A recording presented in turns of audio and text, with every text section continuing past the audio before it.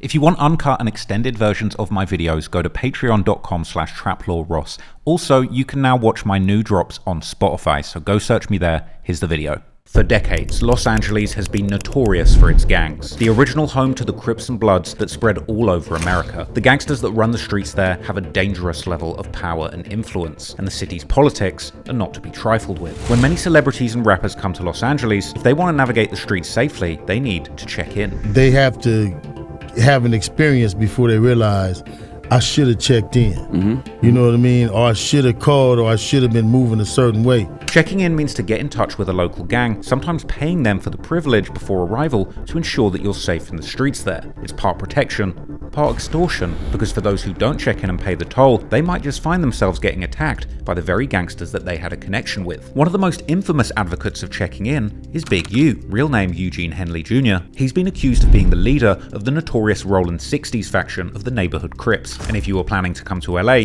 you might have thought about checking in with him. Anytime you want to do movies in the hood, just check it in. We can make sure it's done. Movies, videos. But if you don't check it in, oh well, just gonna check your ass out.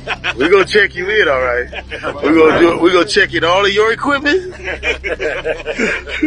Big U has ran the streets of LA for decades, doing double-digit stretches in the penitentiary and developing a feared reputation as one of the city's most connected gangsters. But to the public, Big U presents a different persona, one of a reformed ex-gangster turned community activist. He started Developing Options, a community-focused non-profit organization with a mission to keep kids out of the streets. Part of the GRID program, Developing Options claims that their mission is to decrease gang activity and to empower the community to strive for a safer, thriving environment for our youth. Big U would solicit donations on behalf of his non-profit and seemingly put as much back into the community as he had taken, being seen doing food drives and providing equipment and workouts for the local youths to keep them out of trouble, even coaching and commissioning for the Crenshaw Rams youth football team. Clearly, Big U was such a supportive coach in football that his own son was actually drafted into the NFL for his home team, the LA Chargers, a connection that had him and his father rubbing shoulders with music's biggest celebrities like Drake. But according to a recent criminal complaint, beneath the surface, Big U's persona is much darker than he'd want you to think, because he's recently been accused of embezzling hundreds of thousands of dollars from Developing Options, not just allegedly taking the money, but using the charity as a vehicle to extort famous rappers and athletes and transferring the money to himself. But the financial crimes he's accused of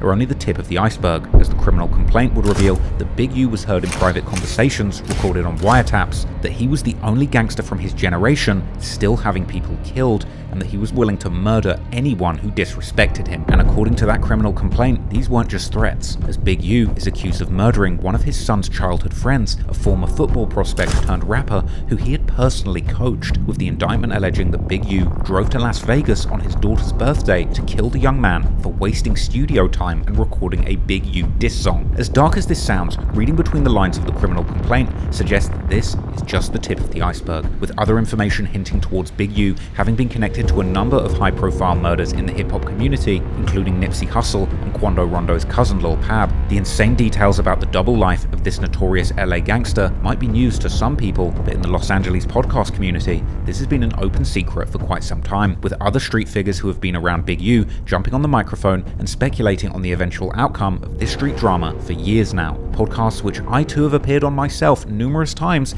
actually meeting several of the people involved in this case over the years, putting me right in the middle of the story. So I'm here to let you know, as a man, use a see how it feels to really be in front of the people you talking about and playing with? No, I hear it. It feel your, I hear he does that all the time. No, he don't. No, he don't. Oh yeah, he does. Man, that dude get caught in certain places. He know it. He in certain places. How you get up and go to Chicago? Hell, boy. So today, I'm going to risk it all and tell you everything I know about the secret inner workings of LA's street politics, the podcasters that have predicted this crackdown for years, the streets that have known about it for decades, but in 2025, for the first time, the feds have revealed for the whole world to see the bombshell allegations against Big U that triggered the downfall of LA's most notorious Rollin' 60s Crip. Fast forward 6 months. Big U gets arrested, this is hypothetically, for these acts. Yeah. Then all of a sudden, that interview becomes completely fair game and it's an important historical record, and like we all have to look at it and say, oh my God, loose cannon, I'm so sorry. We all misjudged you, you're a fucking genius, you were telling the truth the whole time. FBI says that South LA crime boss Eugene Big U Henley fronted a wide-ranging mafia-like criminal enterprise. And the Department of Justice also accusing him of murdering an aspiring rapper in 2021. Investigators say Henley is one of 18 members of the Rollin' 60s Crips charged in the federal complaint. He has maintained the image of somebody who gives back to the community here in Los Angeles. The facts alleged in the complaint paint a very different picture. Justice for them. When I go to Atlanta, I check in. When I go places, I check in. Anytime you want to do movies in the hood, just check it in. But if you don't check it in, oh well, check your out. We gonna check you in, all right. So you just refusing to pay your rent? Yeah, I won't pay you. I'm just not gonna allow you to videotape me as I pay. I was bagging my victims. Closets. Yeah, I was bagging dark places. Everything behind me, you know, kidnapping people, prison, and all that stuff. I had a crew we used to kidnap. That's what we did. We had a crew called the Body Snatchers. Investigators say that he painted himself as an entertainment executive who's been giving back to the community with various charities, but they say Henley is a violent criminal. Boy, you is a... I'm telling you, you gotta stop! Funding a South LA-based charity, developing options. The facts alleged in the complaint paint a very different picture. It is one of a murderer, a thief, a liar. That ain't it. What you got? Justice for them. They don't really with us until it's a problem. Then they call it, like Quando Rondo. Yo, I'm so glad you're my friend, because all your options go to jail, bro. I ain't gonna lie to you. Before I turn myself in, I don't even know what to say. Wait, that is DNA test in my brother's nails. Okay, so, ooh, that's bad work. About Big U's alleged body, maybe? Huh? The only way y'all know that is because you is the police, gang. Well, I'm not talking about no. Didn't I tell you he's a dummy? Rewind.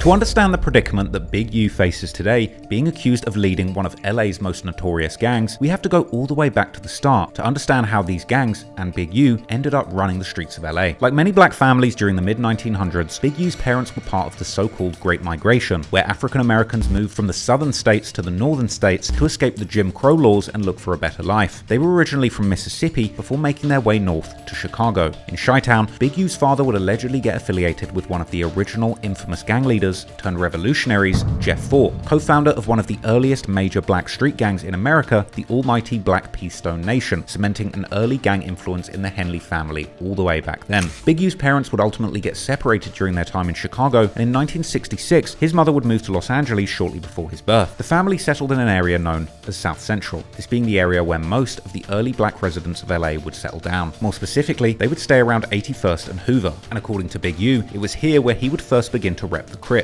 the gang which was founded in South Central around 1969, around 3 years after Big U was born. Founded by Raymond Washington and Craig Craddock, the Crips then spread further west by Tukey Williams, who would found the West Side Crips. Because in the area where we grew up at, we grew up over there, was already saying Crip and was already saying Hoover, and it meant something different. Big U had a very large family tree who had all moved to LA, and the majority of them would eventually settle near Slauson and Arlington, to an area that would eventually become associated with the Rollin' 60s neighborhood Crips. But at the time, there would be earlier gangs. We got here, the homies wasn't here yet, and then Van Ness Park didn't have no structure, nothing. And I think Big Bunchy was from Fruittown Brim. So it was like Fruittown Brim was in Van Ness Park. The 60s was on the verge of being formed, like it was just West Side Crips. And then it was West Side Crips and it was neighborhood Crips. And the neighborhood Crips was like down the line on the other side, like on the Van Ness, like more towards where eventually like the hood took over. It was neighborhood Crips and West Side Crips. This neighborhood is not only famous for being the home of the Rollin' 60s, but also for being one of the main locations where the classic movie Boys in the Hood was filmed. Growing up, Big U would first become part of a small local clique from the immediate neighborhood called the AG, or Arlington Gang. Led by Big U's cousin Chili Capone, the group would eventually merge as part of the larger Rollin' 60s, who became infamous around the city of LA. We was at every party, we was at every club, we knew where every function we was there. And it was funny because dudes would be like, where y'all from? And we from the AG. And like, man, what's that? We're like, man, it's the AG, man, ain't no what's that. Then it's like, well, where is that at? Man, it's on Slauson and Arlington. Oh, well, y'all from the 60s. All right, fuck it, man, what is it, a problem? And then they would go from there. Big U would get into trouble with the law from a young age, and already as a kid during the 70s, he claimed to have run with a car robbing crew, eventually getting sent to juvenile detention and spending a period of time on the run from whatever he'd done in LA and going back to live in Chicago with his father. But some years later, in 1979, one of the longest and bloodiest gang wars in LA history would start between the Rollin 60s and their former allies, the 8-Tray gangster Crips. Sometime later during the early 80s, Big U's cousin and the leader of their AG clique, Chili Capone, would sadly be killed. Now, the more matured Big U would return to Los Angeles to seek vengeance, with Big U saying that at this time he graduated from fighting to guns and he believed that a gun could get you anywhere you need to be in life. Standing at 6'2", Big U was an intimidating sight even without a gun, and he would still excel at fighting, which was the main way that the early gangs would settle their differences. One of the infamous places where this settling of scores would take place was at the World on Wheels skate rink, which was far away from the Rollin 60s hood, but where the members would nevertheless go to make their presence known. One particularly big brawl would make the Rollin 60s infamous throughout LA County took place on August 1986 during a Run DMC concert in the Long Beach area, where Rollin 60s would, according to Big U, attend purely to start a fight and establish their dominance. The fight would injure dozens of people and cause the LA Palladium to cancel Run DMC's next concert in fear of escalating gang tensions. During the 80s, the county jail would also become a familiar place for Big U as he was racking up some pretty serious charges, which according to the criminal complaint even included multiple first-degree murder charges and attempted murder of a peace officer, but it seemed that these charges back in these days would never stick. But his time in jail would also help him further spread his reputation as a fearless fighter and a charismatic leader. According to the FBI, it was during the 80s when Big U would rise to a prominent position in the Rollin 60s, earning a reputation of a violent enforcer who was willing to kill. One article about Big U stated that he became the lead man for the Rollin 60s and got shot 7 times in the process. And during this time in the late 80s, this was when the crack epidemic was beginning to reach its peak. Today, there's a new epidemic. Smokable cocaine, otherwise known as crack. It is an explosively destructive and often lethal substance which is crushing its users. It is an uncontrolled fire. Big U and the Rollin 60s would also partake in the lucrative drug trade. They would even begin to move dope from LA to other cities such as Minneapolis, Atlanta, and Chicago, where Big U would use his leadership skills to set up shops and take over street corners and influencing other out-of-state sets that banged under the banner of the Rollin 60 Crips too. This would also be a time when Big U would get his first experiences in the rap industry, as a rapper called Poppa LQ would ask Big U to manage him, thinking that while Big U had no experience in the industry, he did have the qualities to be a manager and the respect of the streets. Big U's friend would also ask him to help managing a young, promising Rolling 60s rapper called Corrupt, who's now known for such West Coast classics as Seawalk and We Can Freak It, as well as being one half of the duo The Dog Pound with Daz Dillinger, the group founded by Snoop Dogg. Big U had also become a family man at this point, and according to himself, he was beginning to be one foot in and one foot out of the hustle game, but unfortunately for him, he would become wanted by the police, and in December 1991, he was arrested as part of a sting operation after attempting to rob 33 pounds of cocaine from an undercover agent, with Big U pulling a gun and attempting to rob the fake plug, leading to the cops that were watching nearby to rush in and bust him. For this, he was given a monster sentence of 23 years, with news reports at the time describing him as a leader, if not the top man of the Rollin 60s. This meant that during much of the golden years of hip-hop, Big U was behind bars, but he would spend his time inside continuing to develop his skills as a fighter and a leader. One story even circulated that he had apparently knocked somebody's eyeball out of their socket during a prison fight. Photos of Big U behind bars would circulate online as the years went by. During a Breakfast Club interview, Big U would even say that he was running the drug trade in the prison yard during this time. Because I basically took over the whole little drug trade on the yard because I had money. So I came in and I bought all the guards who was bringing in. But when he wasn't squabbling or selling drugs, apparently he was knuckling down and trying to also find positive influences behind the wall. During his long stint inside, he would meet people who would inspire him to evolve intellectually, such as Michael Harry O. Harris, a powerful LA figure who allegedly played a key role in helping Suge Knight found Death Row Records, and also played a part in the career of Denzel Washington. As a result, Big U would begin to read and write, as well as studying subjects like theology, as he would later recount in interviews. Meanwhile, on the outside, Corrupt would keep Big U's name alive in his music, shouting him out in songs like one of his biggest hits, We Can Freak It. Big U would also keep losing people close to him to the streets while he was inside, like his brother Dwayne Dupree, who worked as a bodyguard for the Dog Pound duo of Corrupt and Daz Dillinger and was sadly killed as gunmen opened fire outside of a recording studio. But Big U would eventually end up only doing 13 years in prison, getting out in 2004 at 37 years old, conveniently right as the Rollin 60s had become, quote, the largest black criminal street gang in the city of Los Angeles. However, Big U wouldn't lose sight of those positive positive influences that he had gleaned behind bars, and he decided to reinvent himself as a community advocate, starting his non-profit called Developing Options. Their website would claim that Big U started the organization because he wanted to provide the youth of his neighborhood the support that he didn't get when he was growing up. In 2025, the program claimed to have served over 6,000 people while having partnerships with hundreds of agencies. The website even boasts a 90% reduction in community gang violence, and the program has some major supporters, such as perhaps the most famous Crip in the world, Snoop Dogg. But Big U would also keep building his career in the music industry, and after getting released, Corrupt would introduce him to the head of Death Row Records, Suge Knight, who would help Big U financially to get back on his feet and take him under his wing as a mentor. The two became without a doubt the most respected, or at least the most feared duo that the hip-hop industry had ever seen. But Big U's ferocious attitude to the music industry would mirror Suge's approach, and unfortunately, this meant that for the artists that entered Big U's orbit, some would have runaway success, but others would seemingly suffer sudden and tragic downfalls, which of course brings us to the tragic story of Nipsey Hussle.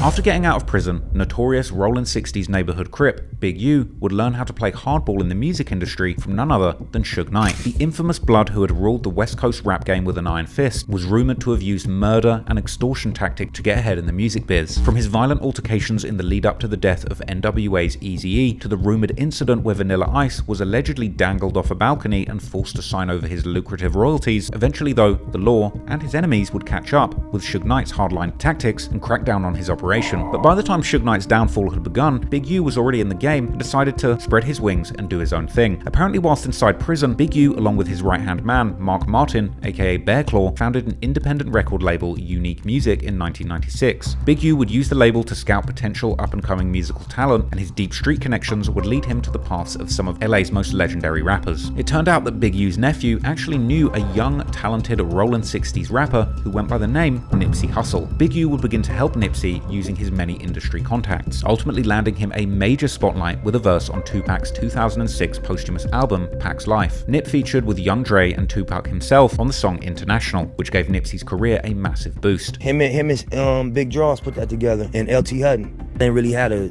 resume at that time to justify it, but he gave me a shot. And a lot of that was based on the relationship he had with Draws and Steve. And I remember buying the physical CD, seeing Tupac featuring Nipsey Hussle on the back of it. That was huge for me. Big U later reposted a clip from a Diverse Mentality documentary on Nipsey, along with a caption saying that it was an honor to give him the shot. Big U was playing a major role in Nipsey's come-up, leading Nipsey to drop his first real single and music video titled Bullets Ain't Got No Names in 2006. Nipsey would get support from Big U through the creation of an entire Bullets Ain't Got No Name full-length mixtape series. But story has it that Nipsey wanted to leave a bad deal that he'd got into with Big U's Unique label. So I signed him to it. It was signed to a 10-year production contract, which started in 2009, which would end 2019. Crazy.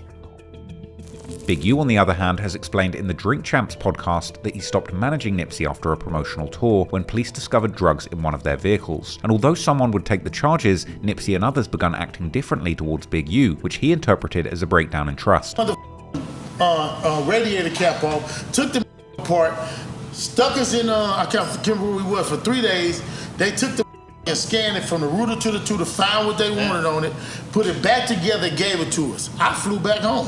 When I fly home, we get hit. I get hit at home. They had 21 people. They think they got him. Anyway, make a long story short, he ended up turning himself in, take the case off all of us. He get life, right, for the drugs.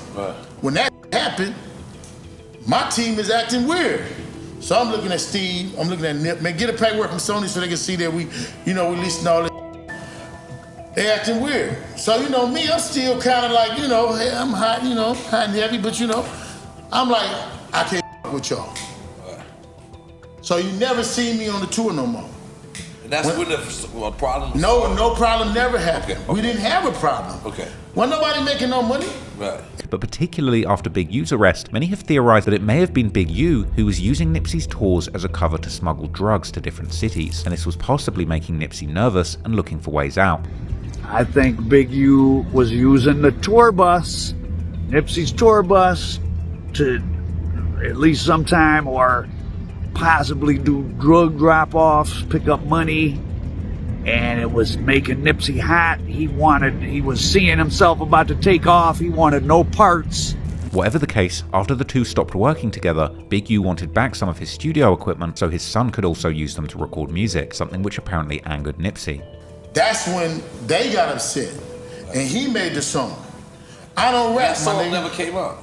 It did come out. It did come out? It did come out. Oh. It wasn't never pushed as a song, but it came out, and I mean, I don't rap, I scrap. Disagreements would lead to Nipsey making a diss song about Big U, a song titled You Don't Got a Clue from his 2010 mixtape The Marathon, where Nipsey got some things off his chest, rapping how somebody, likely Big U, doesn't have a clue about what they want to do for Nip's career, saying that he's not going to stop for them and that he doesn't want somebody controlling him, rapping how he came up tough so he was never looking at Big U for a solution to his problems, and suggesting that his former team never really helped him push his career forward. Nip would rap F the middleman, and he would end his verse saying don't expect any favors from him because he wasn't given any favors. According to Loose Cannon, who's probably not the most reliable narrator, Big U would confront Nipsey about the track and challenge him to a fight where Nipsey would then supposedly move and dance around Big U so fast that he would leave him exhausted, almost like a scene from an old school action comedy. And he was like, hey, cuz, is this song about me? So Nipsey stood up or whatever and was like, yeah, cuz it's about you. So he was drinking some water out of a water bottle and he threw it on Nipsey, right?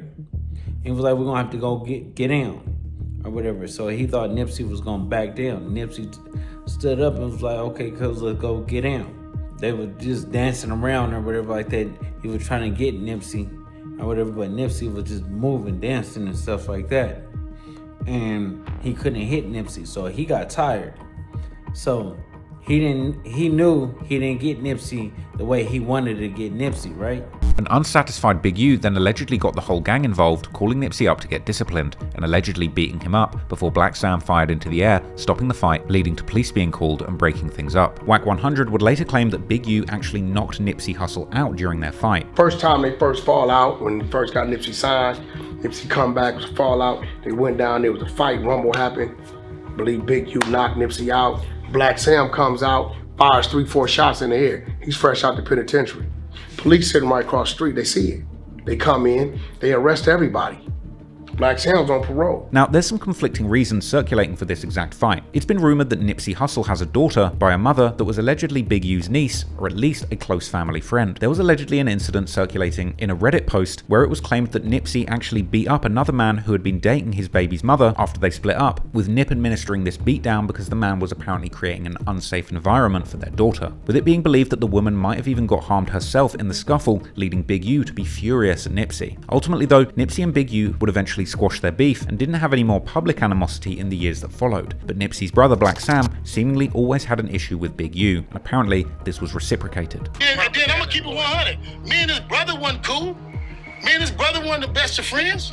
You gotta understand, like I'm gonna have friends that my mama ain't gonna like. I'm gonna have friends that my brother's not gonna like. You gonna have people that your people don't like. You know what I'm saying? Nipsey's Rollin' 60s gang ties would be the ultimate liability throughout his career to the very end. A planned private performance in 2010 saw a massive bust on the Rollin' 60s members that he was affiliating with. People under arrest after police raid a nightclub where dozens of members of an LA street gang were partying. Police received information that gang members of the Rolling 60s, a violent South LA gang, would be holding a private party here at the Platinum Club here in Studio City. So they decided it would be a good time to do a gang sweep. Now take a look. It all went down around 2 in the morning. The Platinum Club was surrounded by dozens of officers. They arrested about 40 people they say are gang members of the gang Rolling 60s.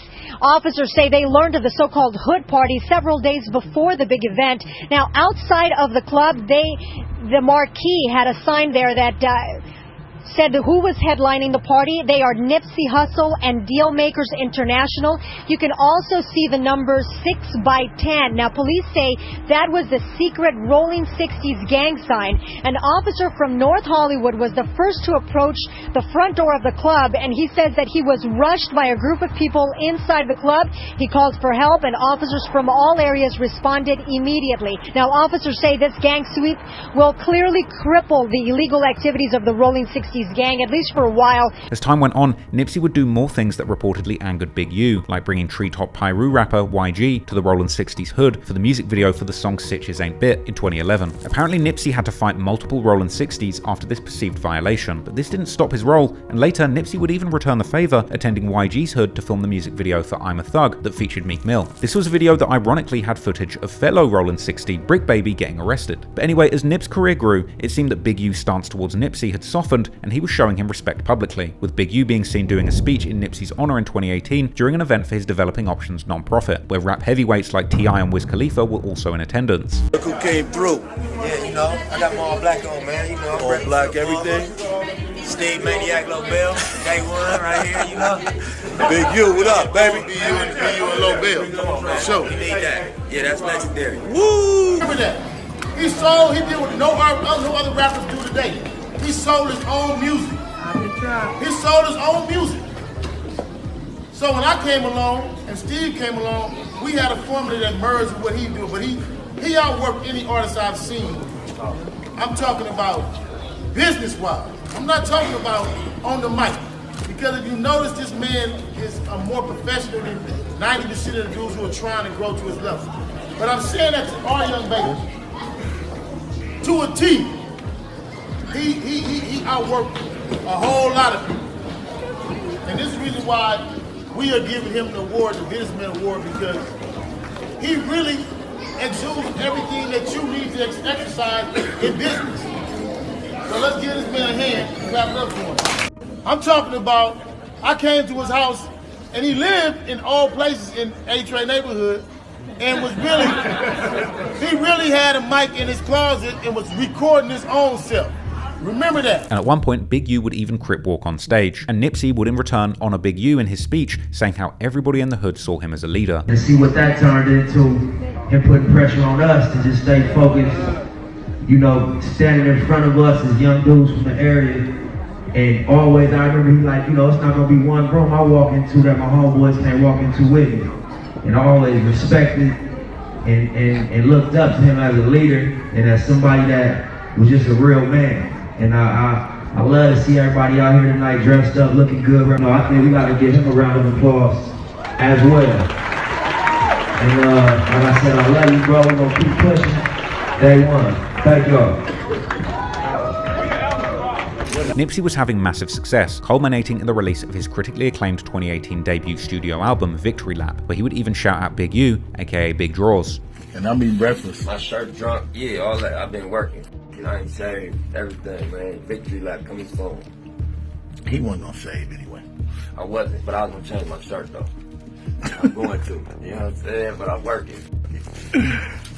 We will let y'all hear some music, but you gotta wait to pay for it. Ain't no free no more. It's coming. And you ain't downloading it, we're gonna put a tag.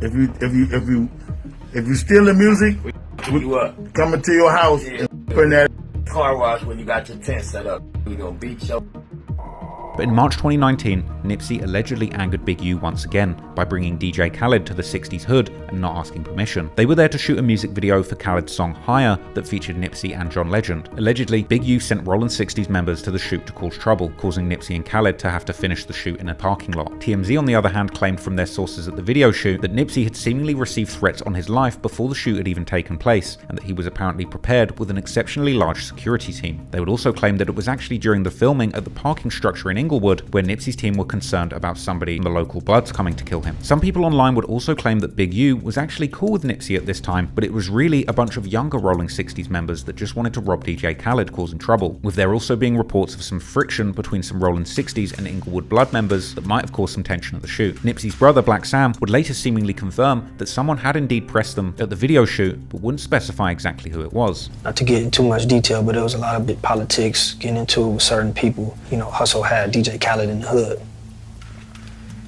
Not to be speaking too much on it, but we came frontline like we always do, and you know, we're gonna know we're gonna crash out behind it. We not playing, ain't nobody saying nothing to Khaled, ain't nobody doing nothing to Khaled, and he's straight, and Hussle frontline that. And you know, we felt like certain people didn't like that, But whatever the case, only a few days later, Nipsey would tragically be gunned down in front of his Marathon clothing store in the Rollin 60s hood, less than a mile away from Big U's childhood stomping grounds on Arlington Avenue. Nipsey was gunned down by a man named Eric Holder, known in the streets because a fellow member of the Rollin 60s who was allegedly mad at Nipsey for accusing him of being a snitch. Eric Holder is also an old close friend of one of the other names mentioned in the new RICO case, the rapper and No Jumper host Brick Baby, real name Zaire Mitchell, another 60 that uses the moniker as a street name. That day he got put on, we came up with the name. That was like a name that was really made for him, but he can't come in and be big. So being my big homie, that's, you know what I'm saying, that's big, and I'm little, you gonna be baby. But anyway, following Nipsey's murder, different conspiracy theories would begin to spread about his death, suggesting that it might have been more than just a random argument with a low-level Rollin 60s member. One of these theories being that Big U had somehow been involved in the murder himself, particularly as he would seemingly tell different versions about where he had been the day of the murder, as well as having a motive due to the rumors that Nipsey had allegedly refused to re-sign a contract to be under Big U's label. And for those who don't know, Big U is said to be responsible for the death of Nipsey Hussle. This is what a lot of people are saying, and it's because he keeps changing his story about the day that Nipsey Hussle died. We actually was on 6th Ave with 100 cars. We got all the streets blocked. We waiting on UK to come out the house. Everybody phone blowing up. Nip got hit. Nip got hit.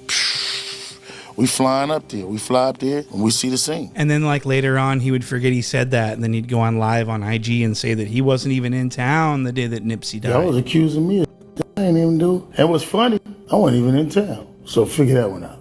But I ain't gonna dress it. And Nipsey Hussle was signed to Big U's record label, and that contract was due to be up, and Nipsey Hussle wasn't going to re-sign, so that provided motive, okay? I signed him to it. It was signed to a 10-year production contract, which started in 2009, which would end 2019. Crazy. Big U reportedly also didn't attend Nipsey's funeral, and an IG Live sometime after the murder would appear to show Big U laughing when somebody commented justice for Nip, and going on to say that people are waiting for him to do an interview. What you waiting on, though? You don't know what you waiting on, though. What you waiting on? You got to tell us what you waiting on. Damn, my mama broke you with a justice for Nip.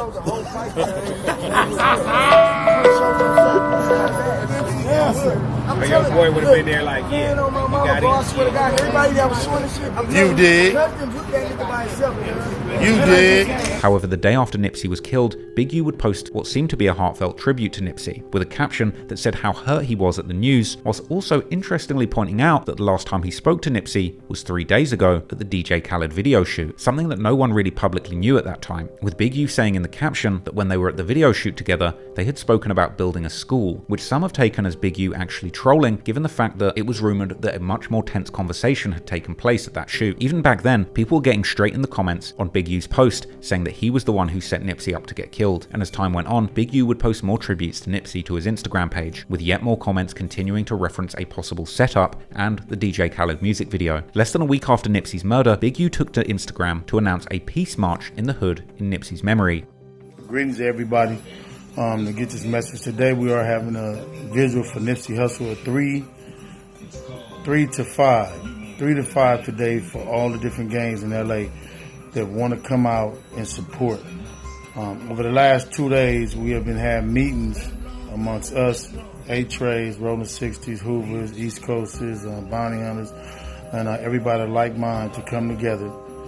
We're going to ask that everybody come to Crenshaw and Slauson, be there by 3. We want everybody to park in the Ralph's parking lot. We're going to be escorting everybody from the Ralph's parking lot to the memorial. It's not open to the public. It's only for LA street gangs, Bloods, Crips with the like mind and want to support and pay homage to one of our lost soldiers, one of our good brothers and teachers and leaders. So it's open from 3 to 5. And this indeed went ahead. Over a year after Nipsey was killed, Big U proudly showed off that he had met and recorded a podcast with DJ Khaled and Fat Joe, posting a video where he seemed to be very happy to be with DJ Khaled, specifically with Khaled returning the love and shouting out Big U. That's right, love, Big U. There you go. That's legend. And clips were posted by Big U's label, Unique Music, with captions saying that they miss Nipsey. After Nipsey's death, there was a post on Unique Music's Instagram page claiming that Big U was the person who had introduced Nipsey to the world, but people in the comments would continue to claim that Big U was responsible for what happened, once again suggesting that Nipsey was set up by Big U for trying to leave him behind. After Nipsey's death, Big U posted Nipsey along with references to his Unique label numerous times, including one ominous post where he put up a video of Nipsey saying that he can't follow other people, they should be following him. Blind can't lead the blind, bro. Yes, Somebody sir. gotta have a vision. Yes, sir. And you gotta follow who got the vision. You know what I'm saying? So Yes, if you sir. stuck on stupid, I ain't gonna judge you or have no disrespect for you, but I'm gonna definitely be not, over here. Yeah, and I'm not gonna follow you or take heed to your opinion. You're gonna have to follow what I'm doing. I heard and that. after a while, that way of thinking versus this way of thinking, more people lean toward this way because of the results. And in the 2025 indictment, it was claimed that in a monitored conversation, Big U even suggested that he was the biggest Rollin 60 member ever, specifically saying that he was bigger than Nipsey Hussle. But despite the passing years, the rumors of Big U's involvement never went away, and people online would continue to speculate endlessly about potential conspiracy surrounding Nipsey's passing. Big U would comment on the rumors directly on numerous occasions, like in a 2022 No Jumper appearance, where he said that he was just associated with the murder of Nipsey because he's a very famous Rollin 60s member, and suggesting that he had a great relationship with Nipsey, and people are just spreading the rumor for money and clout. Like how we was beefing when all his songs, every album he put out, since we had the so-called altercation, he shouted me out. However, in 2024, Nipsey's brother Black Sam would do a podcast with Big Boy, alluding to someone being sent to kill Nipsey, rather than this just being an isolated crash out. It as random as what the public thought it was. Like Nip seen somebody, Eric, and talked and. I mean, you know, he already got convicted, so for me, without going into too many details, so for me, he felt he was supposed to do a job, or somebody sent him or whatever. It just don't make no sense. It's not random, you know. It's gonna come to the light. Loose Cannon, a former ally of Big U and one of the co-defendants in the upcoming case, actually revealed on No Jumper that Big U had told him Nipsey was dead before it even happened, with Loose Cannon saying that Big U had prior knowledge of Nipsey's death before it all went down, mentioning on the phone to him, which led him to call Nipsey Hussle moments before the shooting took place. He FaceTimed me. So he FaceTimed me and stuff like that. He was like, Nipsey just got killed. I'm like, sick, so I didn't hear that. So I hang up with him. I called Nipsey and I'm like, Nipsey, what's up? He was like, oh, what's up with it? Nipsey answered. Nipsey answered. He answered the phone, and I was like, I love you, cuz, or whatever like that. Did you tell him the call you just got, or you didn't even mention it? I didn't mention it. And that's what fucked me up, because my cousin is Nipsey baby mama. You get what I'm saying? So it was like, I could have probably stopped it, or it had it. Stop what? You mean that? No, because listen, so after I talked to Nipsey and I was like, yeah, I love you, cuz, or whatever like that, I'll see you later or whatever. So I hung up the phone. I thought Big U gave wrong information. 30 minutes later, the homies blowing me up like they just killed Nipsey. And so I'm like, wait. You get a call from Big U telling you Nipsey just got killed. Yeah. You panic, called Nip.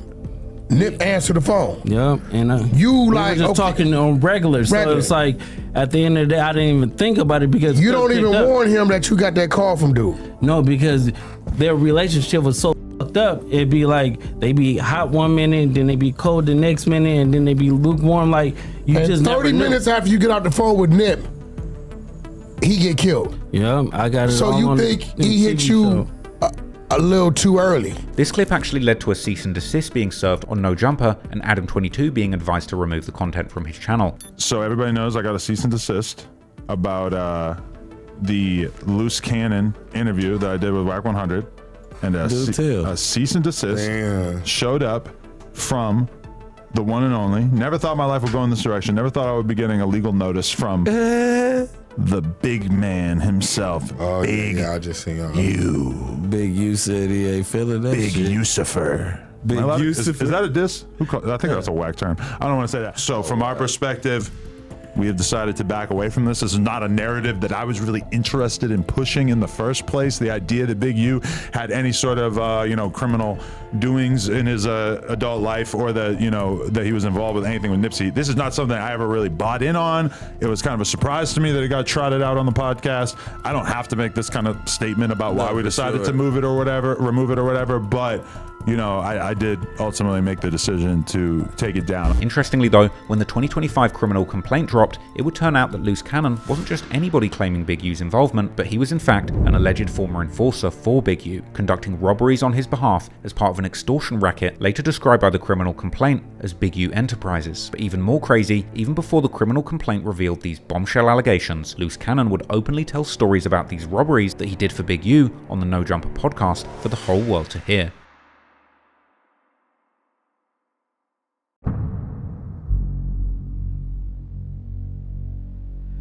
When the 2025 criminal complaint dropped on Big U, the world will be introduced to a dark trail of alleged crimes. But the complaint itself wraps up all of these activities under one umbrella organization, with the so-called Big U Enterprise allegedly engaging in an array of criminal activity, including extortion, robbery, murder, human trafficking, wire fraud, bank fraud, other financial crimes, obstruction of justice, illegal debt collection, illegal gambling, and conspiracy to commit fraud. Some of these crimes seem absolutely crazy in the modern day and make you think more of the Black Hand Mafia extortion scene in the Godfather movies than gangbangers in South Central LA. In fact, Big U actually previously referred to his life as a modern day mafia story, but things were much more complicated than that, because to cloak this alleged criminal activity, according to the complaint, Big U's non-profit was at the front and center, and this, along with his persona he presented to the public as a reformed gang member, actually allowed Big U to navigate both the criminal underworld and the halls of legitimate power and business at the same time. His non-profit umbrella organization, Developing Options, which controls a number of seemingly innocent entities attempting to do positive work in the community, actually received over $500,000 from the GRID program controlled by the city of LA, with a total of over $2.3 million from the city of LA being handed over, hundreds of thousands of which Big U allegedly withdrew personally as a salary. He would also allegedly embezzle funds that were meant for community work, in a practice where he would solicit donations from celebrities for his charities, then taking the money for himself personally. The criminal complaint later called Big U's organizations a front and part of a plan for Big U to control the streets of LA undercover, and according to wiretaps, Big U's persona as a reformed community activist was just a facade, and behind the scenes, he was openly claiming how he was still the same man that they said he once was. Big U was also heard on a wiretap saying that no one can beef with him because he'd kill them, apparently even later bragging to someone about being the only gangster from his era still murdering people in the modern day and age. Big U's alleged right-hand man and enforcer and underboss was a man named Sylvester Robinson, aka Vay, with Mark Martin, aka Bearclaw, being a trusted lieutenant. Big U's name and crew pulled a lot of weight and called a lot of shots in LA for decades, particularly when it came to the nightlife. There's one infamous story about Big U getting into a fight outside of a nightclub in 2014 and a rumored deadly wave of violence and extortion that came soon after. In a video posted by TMZ, Big U is seen trying to enter a club with his friend who's being turned away, who then attacks the security. Big U decides to back up his friend, getting into the fight and ending up being floored by the Samoan security team, being left bloodied and carried away by the police.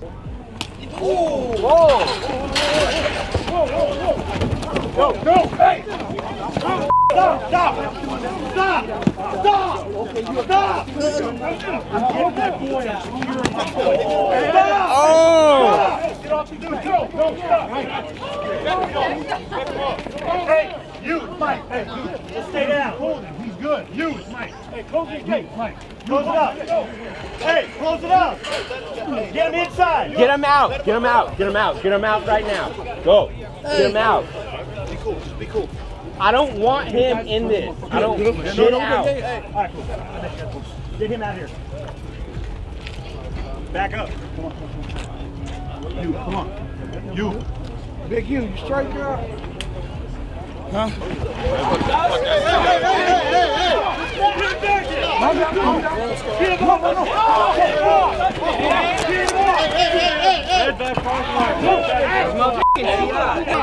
No, he just swung at my guard. Leave him on the ground. No, he goes to jail. He goes to jail tonight. Come on, nothing to see, guys. Let's go. Hey guys, back up. Come on, what are you doing? Big U later claimed that he had gone head-to-head with 15 Samoan security guards. At the supper club up here. We was going in. It's only 30, 40 minutes left from the club. This dude hired something. Your homeboy house. Yeah, they won't let him in. I was like, I'm gonna stay out here with him.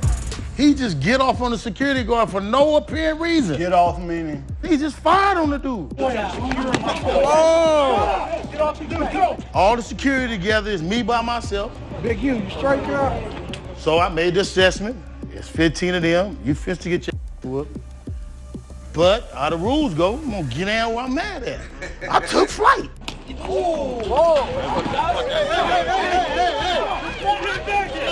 So when I'm on the ground, I'm wrestling with him. One dude came and kicked me. If you look at the film, he kicked me in the side of the face. Back up. Come on. Hey, give me one fight diving over here. Back up. Back up, guys. So the blood, while I'm on my back, wrestling with the blood filter in my eyes. I couldn't see. Hey, guys, back up. Come on, what are you doing? Let's go. I think I did pretty good, me versus 15. You know what I'm saying? Big U would also claim that in the aftermath, hundreds of goons from different gangs came to Hollywood following that incident to back him up. And dudes from every set in LA really stood up and was offended by what they had seen. My homies is Bloods, that's Cubs, that's from every set was upset. In a subsequent video, Big U was seen bloodied and in cuffs as rappers The Game and T.I., along with Big U's son and an army of 6-0s, square up to the police, initially believing that it was the police that brutalized Big U. Are you trigger happy too? We not bothering you. Trigger happy? Hey, TMZ, put it on it. TMZ, hey, get the camera on Big U. Hey, listen, I got Big U right now. I'm from Warren Brothers from TMZ. Police didn't do it. What? Security did it. Hey, T.I. Who did it? T.I. Police didn't do it. T.I. Who did it? Who did it? Security did it. But after the crowd realized that the security were responsible for jumping Big U, they begun to confront and scuffle with the security, with one of the people personally involved in beating up Big U taking off running from the mob. Who did that to you? Who did that to you? They you up. Yo, people, who touched Big U? Who did it? Who touched Big U? Put it down. Put it down. Hey, Scott, I got you. Then, rapper The Game even squares up to security himself, ready to fight.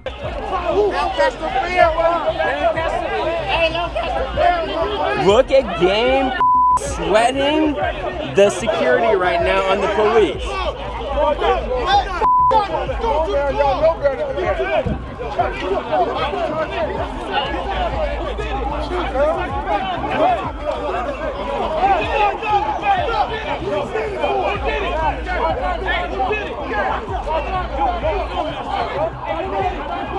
Then, what sounded like young Rollin 60s members ready to crash out would escalate things further, looking for those responsible and saying that they had never seen Big U in that sort of state, with everyone trying to remove them from the situation before things escalate and get deadly. I'm talking to you, 6-0 Crip.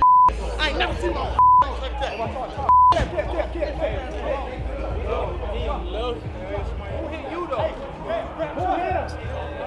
Who hit you? Hey, what happened? No, I can calm the whole situation down. What happened?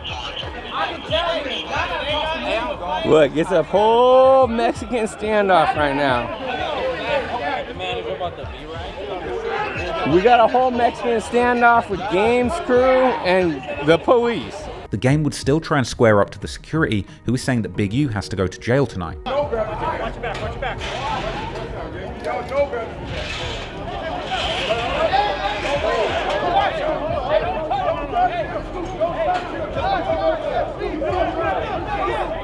Watch out. The whole situation was a mess, and according to one rumor, this actually led to a gang war between the Rollin 60s, backed up by other gangs, and the Samoan security gangs that run the nightclub doors in Hollywood, with Big U saying in his Hip Hop Uncovered series how things got so serious that 4 to 5 people were expected to die over this, with some Redditors even taking this to mean that 5 people had indeed lost their lives as part of this beef. It was a lot of violence against just clubs and security against clubs, and people expected 4 or 5 people to die. We got so many people dying over bullcrap. I didn't really want to add to that. That's not the legacy I wanted to have. That was a misunderstanding, you know what I mean? Went too far. So we ended up shutting Hollywood down. We had to meet with the powers that be. Now, I wasn't able to find any evidence or cases relating to murders that happened in Hollywood following this incident, but apparently after things reached a boiling point in the streets, the Supper Club and Big U had a meeting to try and resolve things. This ended in the Supper Club allegedly cutting Big U a check for $200,000 and doing a food drive for his community movement. You know, we had sat down with the owners of the Supper Club. They wrote me a check for over $200,000. We used about $70,000, $80,000 to do a food giveaway, toys. It was amazing.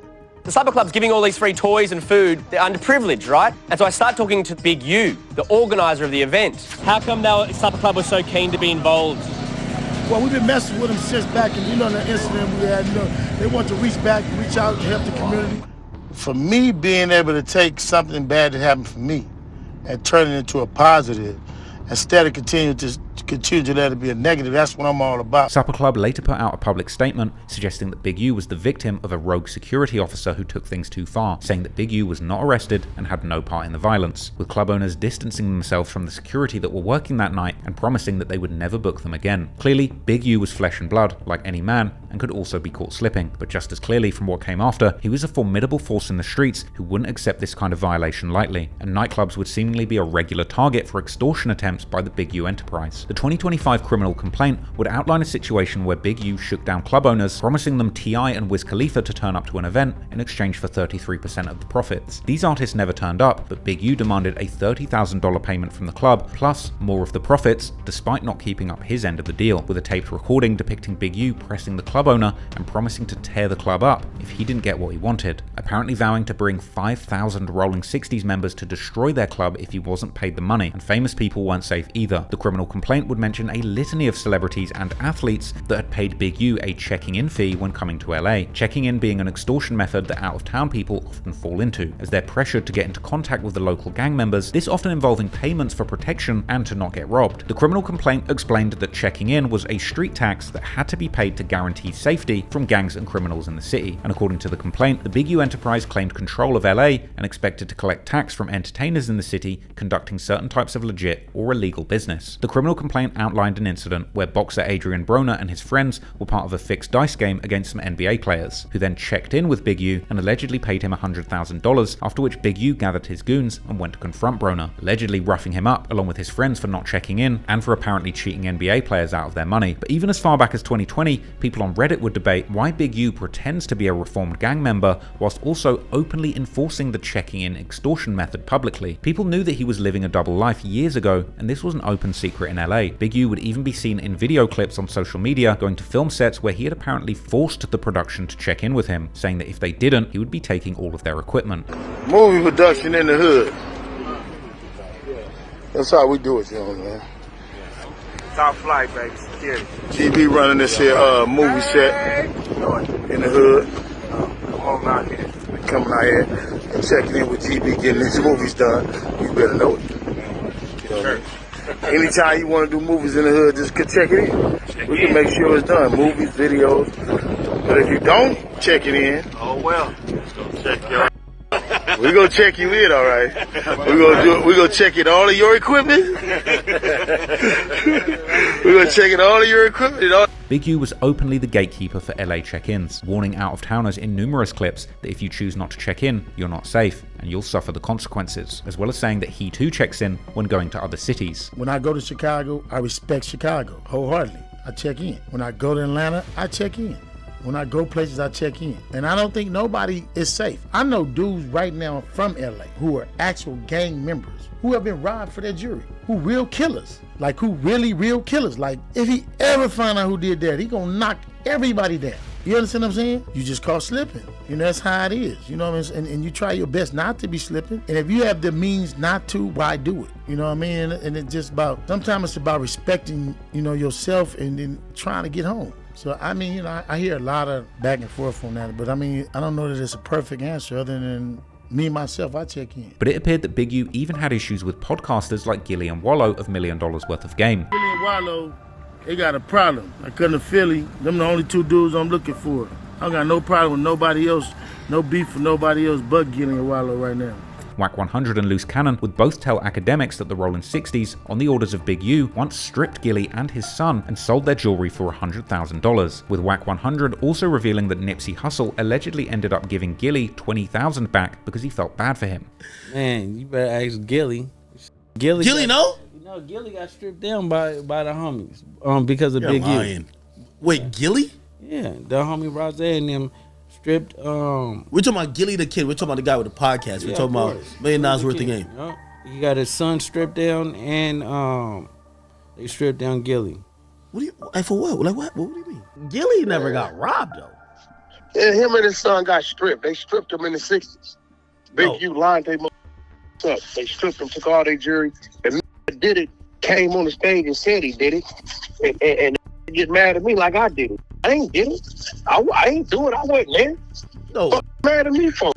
Gilly official from Philly, man. Gilly not going like that. Gilly had his hands up in the mother air with his 2 kids. A father that couldn't protect his 2 kids. That's what he is.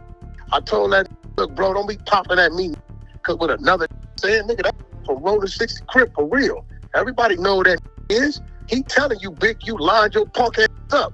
Now, if you got your ass robbed over there, you and your kids, he said Nipsey went over there and gave it $20,000 because he felt bad for him. However, it seems that whatever may have happened, Gilly would repair the relationship with Big U, as they could later be seen acting very friendly with each other. But no one was safe from the Rolling 60s extortion racket. But it seemed that the biggest targets were grey market businesses that couldn't rely on the law to protect them, particularly unlicensed smoke shop dispensaries, with Big U and his henchmen allegedly running an extortion racket where they would charge protection money to a store and rob them if they didn't pay up. In some cases, robbing them and giving some of the proceeds back if they agreed to line up other robberies and to prove what they were capable of doing. Footage of one armed dispensary robbery allegedly carried out by Rolling 60s on a dispensary that happened to be owned by Nipsey Hussle and Black Sam would even circulate on Reddit, and this is where Loose Cannon enters the picture. According to some sources, Loose Cannon, real name Tremaine Ashley Williams, had a tough upbringing in South Central LA, losing his father to a death sentence in prison. Loose found himself deep in the politics of LA streets and prison yards, eventually turning to the music business as a producer, making beats for people around him like Nipsey and Draco the Ruler, before turning to rapping himself, collaborating with Nipsey Hussle during his come-up, and allegedly almost getting signed by none other than Dr. Dre, who according to Loose produced his song Bringin' California Back featuring Nipsey Hussle and YG. But in the end,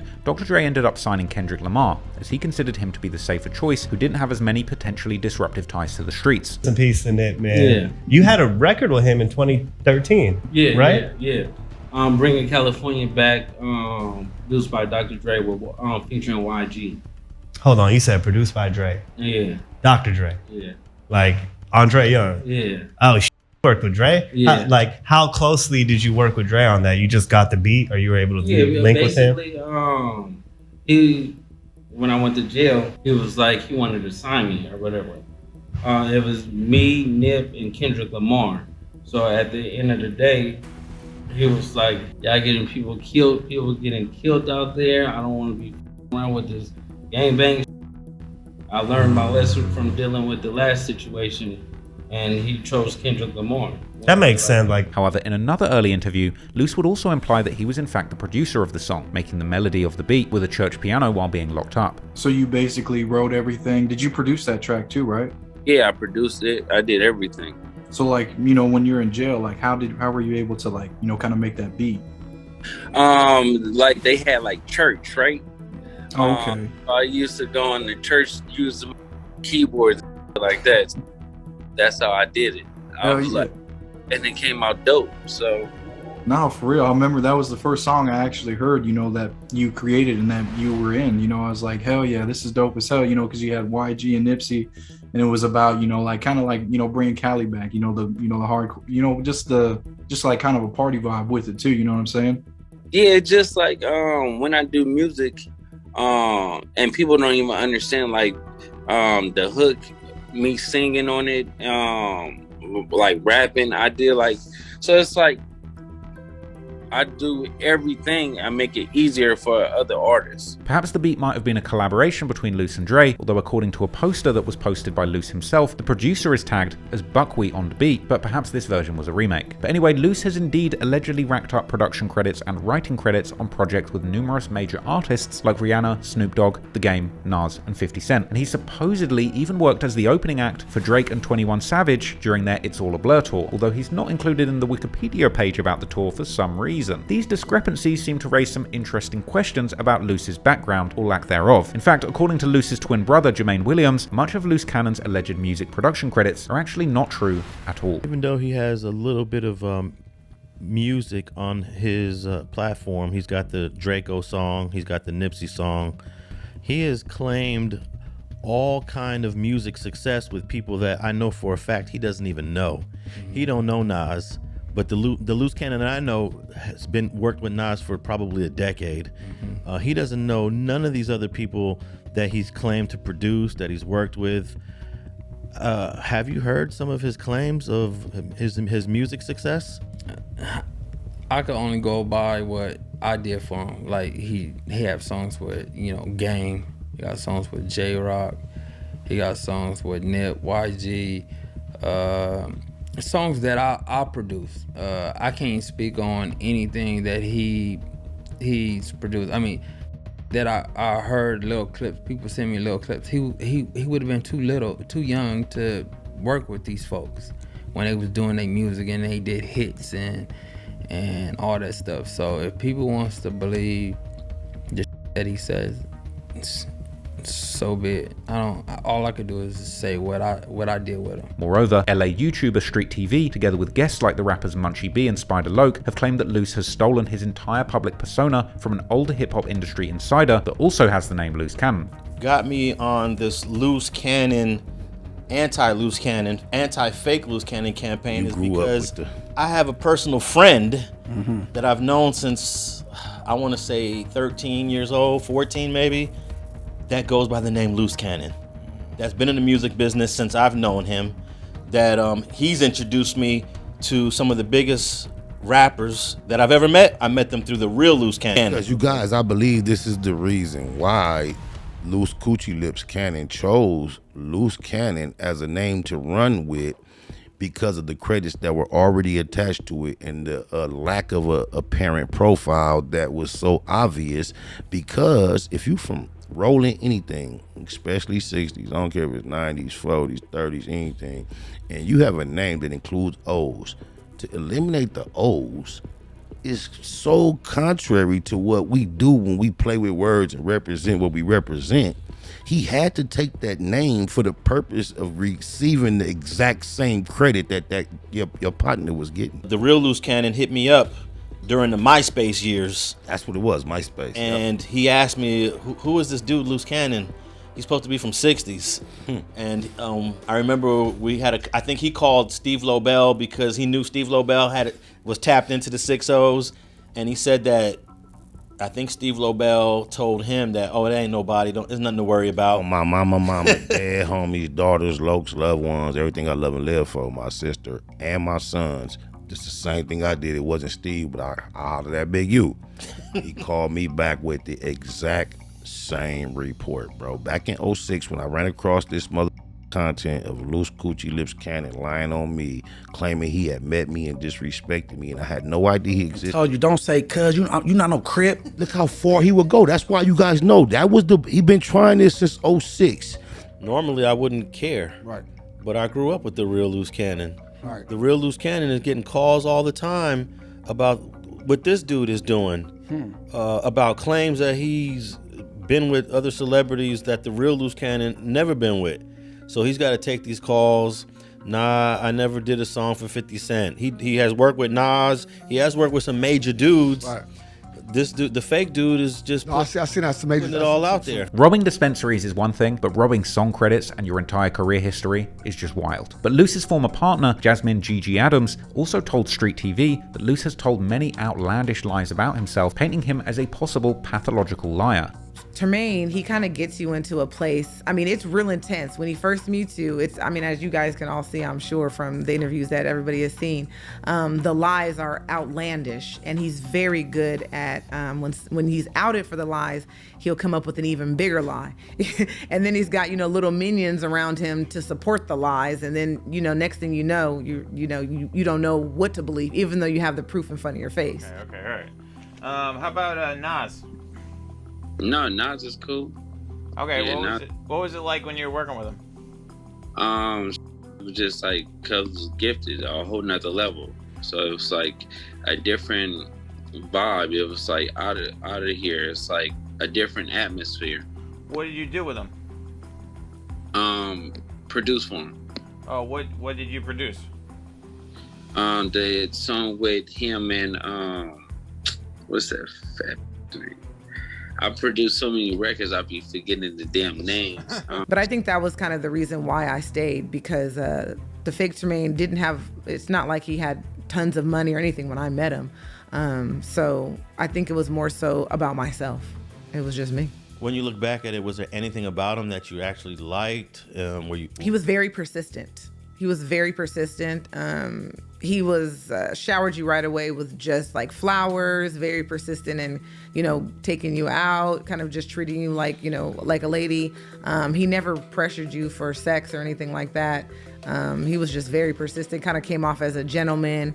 And then of course he's telling you these lavish stories. I own Subways, I own GameStops, I have my life together type thing and stuff like that. And I had my own businesses too, so it was kind of like he makes you feel like you've met your match. But whatever the case, Loose Cannon would eventually find himself in the podcast world, appearing frequently on LA's leading rap culture podcast, No Jumper, arguably becoming a loose link when it came to the secretive code of the streets. But before Loose had fully transitioned to a more sanitized media presence, he was allegedly towing the line for Big U in the streets, specifically conducting robberies of dispensaries that were being shaken down. According to the criminal complaint, on July the 5th, 2021, a robbery went down at an unlicensed dispensary that had been paying up to $25,000 a month to the Big U enterprise, but they ultimately got tired of being extorted and decided to stop paying up. On that day, 11 thugs were sent to the store, including Loose Cannon personally, with them running into the dispensary with guns and masks, robbing the store of cash, stock, and even sticking up the customers. Apparently during the robbery, one of the masked men put the store owner on the phone with Big U, who invited the victim to his home, and when he arrived there, he found Big U and the robbers with the proceeds of the robbery, telling the victim that he just robbed himself, giving him back some of the stolen things and demanding $10,000 so it doesn't happen again. Now, this is a crazy extortion method as it is, but to make matters even more crazy, years later, after falling out with Big U whilst on the No Jumper podcast,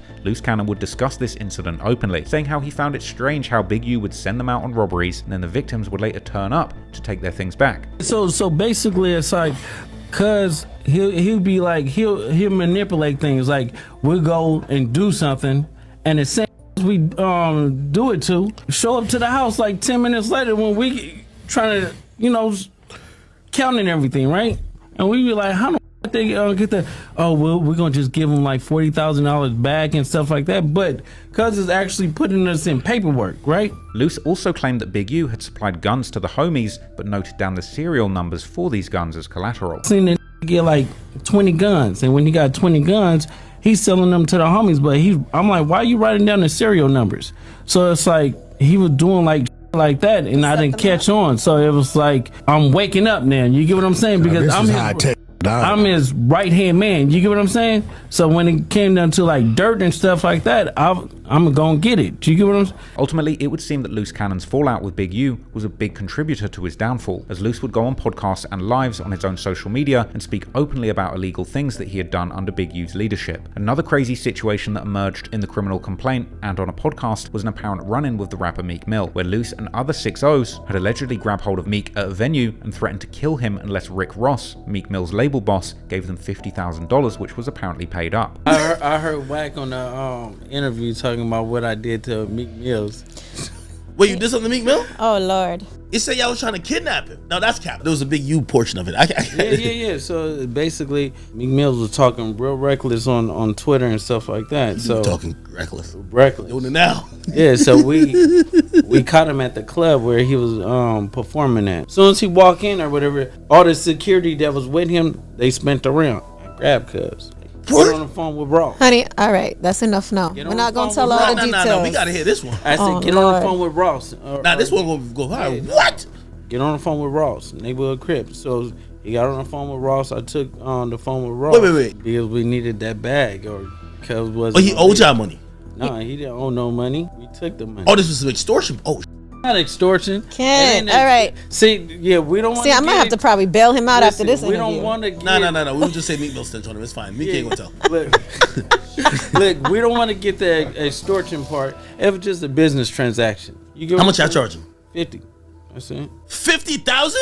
Yeah. I hear Rose. Hey, look, I got this. You got this artist you pumping. You don't want this to get out. We need 50. He brought 52, Crenshaw, and 48. He brought that money. He brought it fast. And when he brought it, I hit Big Useless and said we on our way. Gave Meek Mills his stuff back and left. Now, for the record, Meek Mill later denied this, and if one thing's clear, Loose Cannon is certainly somebody that will happily lie for clout. But Loose was seemingly so fresh out the streets, he didn't seem to realize that he shouldn't have been talking so openly about these crimes on podcasts. Combine this with the comments that he made about Nipsey Hussle's death and the subsequent cease and desist Big U sent to No Jumper, it was then emerging that Big U had a serious problem on his hands, as the inner workings of his street empire were now being aired out on podcasts for the whole world to hear. Apparently, as a result of a fallout between the two, Loose Cannon was now openly disrespecting Big U any opportunity that he had. But this wasn't just a spontaneous switching of sides. In actual fact, it seemed that Big U's downfall was orchestrated by one man, a former friend turned mortal enemy named Wack 100, who after befriending Big U's former enforcer Loose Cannon would discover a shocking revelation that Big U might have been involved in a sloppy murder in Las Vegas, with Wack ultimately conspiring to drip feed the information to the public and Big U himself in order to accelerate the downfall of his former friend turned enemy. But Wack 100 couldn't take all the credit, as the reality is the downfall of Big U was seemingly his own doing, as the 2025 criminal complaint would reveal just how dark and badly executed this alleged murder was. But despite this, it would be 4 years before anyone would learn the details,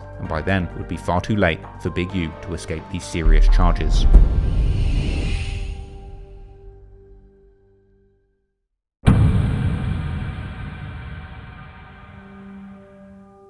The extortion empire of the Big U enterprise was apparently just the tip of the iceberg when it came to the crimes committed by the alleged leader of the Rolling 60s. The 2025 criminal complaint would shockingly allege that Big U kidnapped and murdered a victim named as RW in response to disrespect from that individual, but the truth of that story is much darker than anyone could have possibly imagined. The young man in question was named Rayshawn Williams, a young football player who had personally been coached by Big U and was a close friend of his son, who went on to play for the LA Chargers in the NFL. Highlights of Rayshawn playing had circulated online when he was still a teen. Previously touted as a talented player to watch, his career was slowed by a knee injury that had him off the field for a whole season. He was apparently being courted by UCLA until his injury, and by 2018 he would officially no longer be on the team. Big U had reportedly not only coached Rayshawn in football growing up, but Rayshawn actually lived with Big U and his family for a brief period during high school, with Big U actually kicking him out after he stole a chain from his son and wore it to school. But despite the apparent brief fallout, Big U was allegedly still playing a supportive role in Rayshawn's life as he tried to find another career path following his football injury, and it would seem that he decided to give music a try. Rapping under the name Young Judah, from May 2020, he would tease his upcoming musical debut in the form of an EP called Golden Dreams, which dropped in June 2020. Clearly an aspirational title, Rayshawn had high hopes for his rap career, continuing to tease his project as months went by. Unfortunately,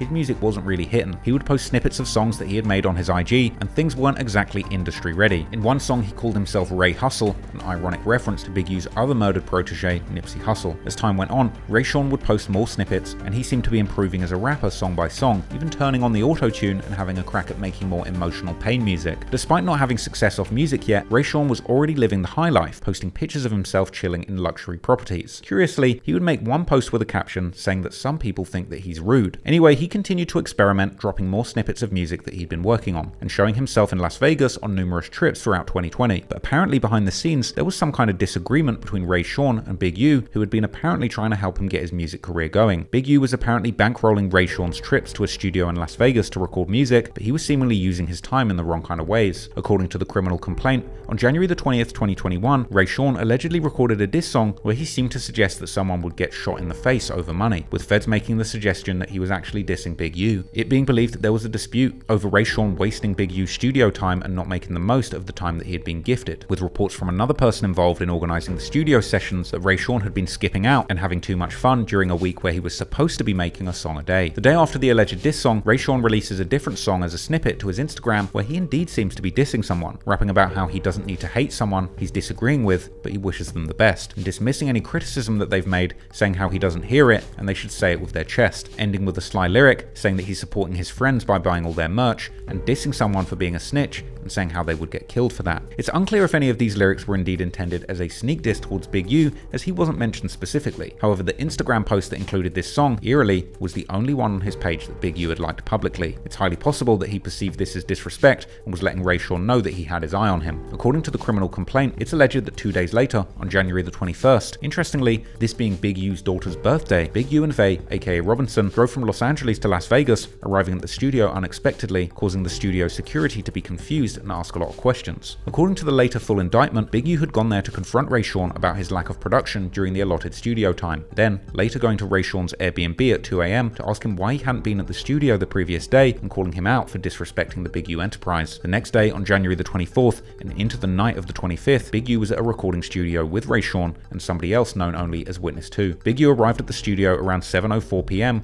with Rayshawn arriving an hour or two later, recording a song from 11 PM until midnight, but clearly whatever Rayshawn recorded or said didn't quite cut it for Big U, and things were about to get dark. Then, at 12:37 AM, Big U left the studio, apparently driving Rayshawn back to his Airbnb. During this journey, at 12:58 AM, Big U's phones were turned off. Interestingly, in a 2021 Drink Champs interview, Big U had mentioned how phone data makes it impossible to get away with crimes these days. The unique thing is, because of the way we are right now, we'll never have these stories.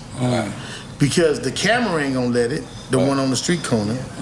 The phone ain't gonna let it, the one that's telling everything.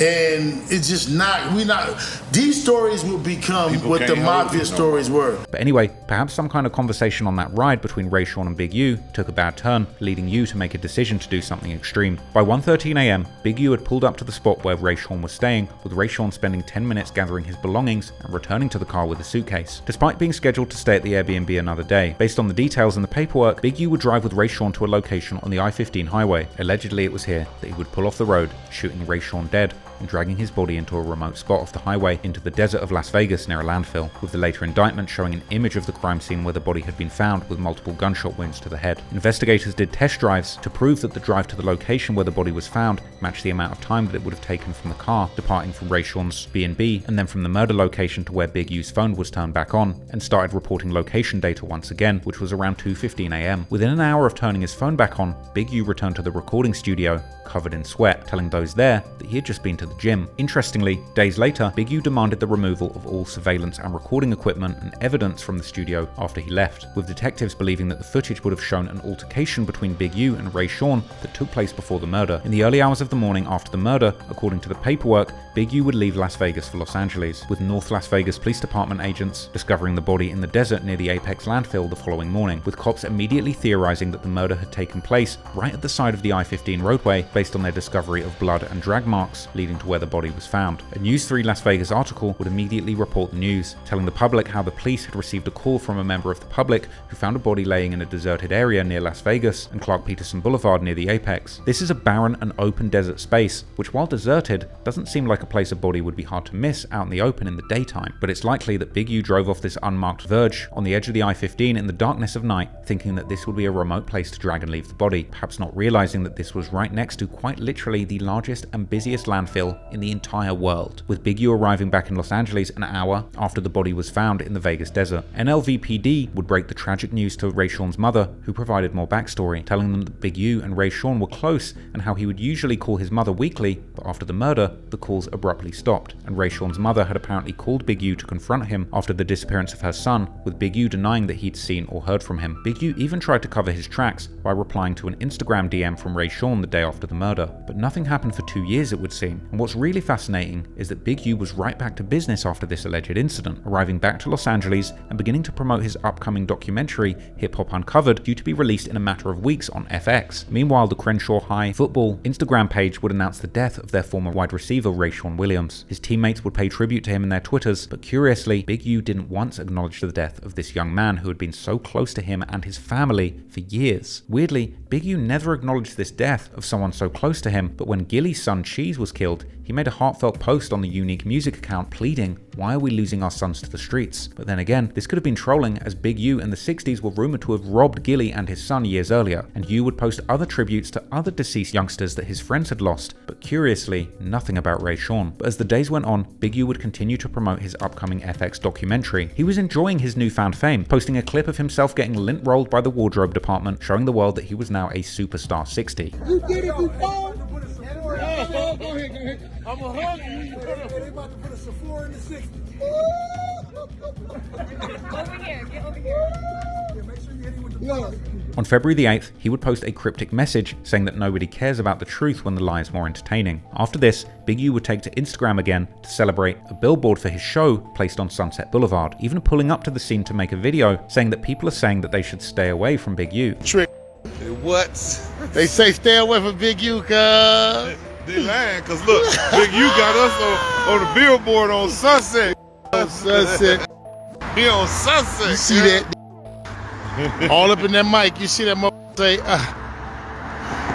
Dang! Big U was laughing at his haters and seemingly sneaking a shot at Nipsey Hussle, saying that the marathon continues. The marathon continues, goddammit. This was the opposite of laying low. Big U was soaking up the spotlight despite allegedly killing a close family friend less than a month before this, and the spotlight would shine brighter when eventually Hip Hop Uncovered would drop on February the 12th, 2021. Big U would tease part of the upcoming show, posting a clip where Wiz Khalifa described him as the Godfather and claiming that you can't do anything in rap without Big U being consulted. If I was to describe Big U's role in rap, he would definitely be the Godfather. Can't do nothing without consulting him. He's the only guy who does move how he moves. He was involved with Nipsey. He had a relationship with Death Row.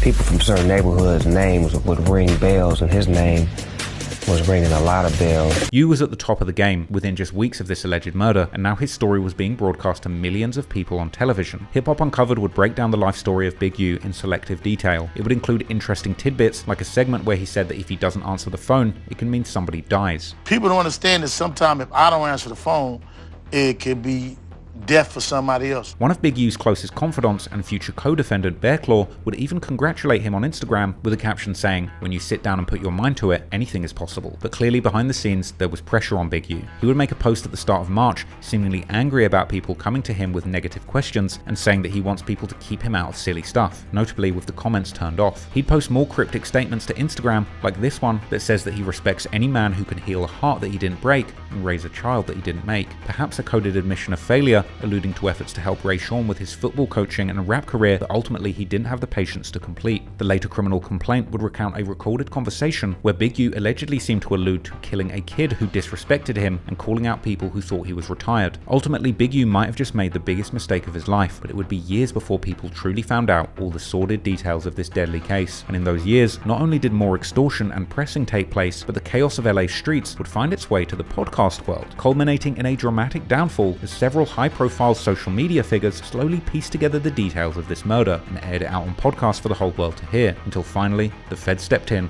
and brought things to an explosive end.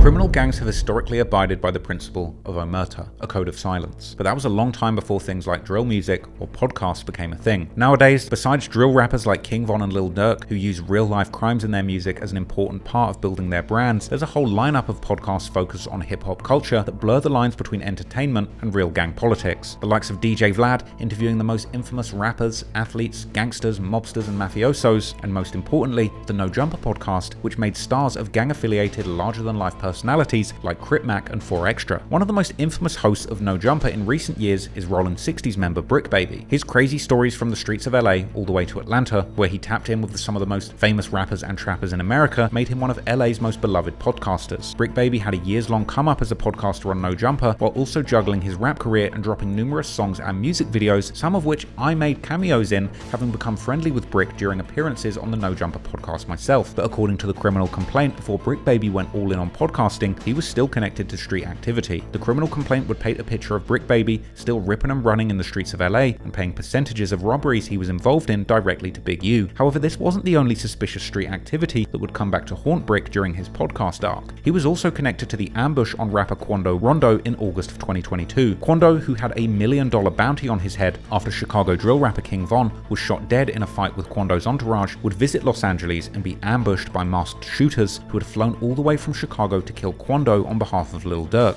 allegedly. But things went wrong, and they ended up killing his cousin Lil Pab, real name Savia Robinson, by mistake. But to make matters much worse and more complicated, Brick Baby and Big U's names were brought up into the mix immediately. Quando's tragic situation was allegedly the culmination of a multi-year back and forth with Big U himself, as Quando Rondo also reps the Rollin' 60s Crips, but is part of a set that branched off in his native city of Savannah, Georgia. This means that he's not a direct member of LA's Rollin' 60s Crips, but there's a connection, and as a result, he seemed to have a relationship with Big U and always looked up to him. As mentioned, besides Big U allegedly using his charity as an extortion vehicle, he would more famously be a big proponent of the idea of checking in. Interestingly, Quando had numerous interactions with Big U in the lead up to this tragic incident that took his cousin's life. Big U has claimed on The Breakfast Club that Quando actually reached out to him for protection and suggested that despite claiming Rollin' 60s, Quando had never showed him love until he begun having problems with Lil Durk after King Von's death. Like Quando Rondo, I just showed envy. Like, you can't call me now. You can't call me when the fire hot. You didn't with me before that. You know what I mean? You had my number, you could have called me, you could have did all that. This elicited a response from Quando, who denied ever calling Big U for protection, instead saying that he was only asking how he could give back to his community. Once called nobody, no on planet Earth for no protection. Because I don't fear no man. Why would I wait to get in some Anybody that I ever called, I call on some like, how can I help? How can I do this? How can I do that? I never called no person on planet Earth for protection. Big U would address Quando and hint towards extortion, repeatedly saying that unless there's a donation for his organization, he's not interested. Yeah, so I'm addressing this little thing with young nephew with Quando. First of all, I never talked to Quando. You know, it ain't nothing but love with Quando. Nephew reaching out to do something for the kids, definitely do that. Because I never talked to him. He just asked me if somebody reached out. I just feel like I know Cuz and I've been knowing him. And I never heard from him after we had a conversation maybe a year and a half ago. No, maybe 2 years ago. And then, so when he called me, I'm only on positive vibes. I'm gonna pull up on Cuz, or he can pull up on me. A month later, Big U would appear on No Jumper in an interview where he seemingly apologized to Quando and indicated that there had been a miscommunication. These beefs just sort of spiral out of control, whereas it might have been more isolated. I can't understand it because somebody got to be a man at some point and say they was wrong. Like as far as Quando Rondo, I was wrong for saying it, but he was wrong for not reaching to his homeboy, and then on the same line that I reached out to you, you reached back out to me on it. You know what I'm saying? But I apologized to my homeboy, you know what I'm saying? It seemed that within a month of this back and forth, dues had been paid, and Quando would appear as the first guest on Big U's ominously titled Checking In podcast. Big U would start the podcast off by welcoming Quando to LA. Checking in with my young fella Quando. Yeah, man.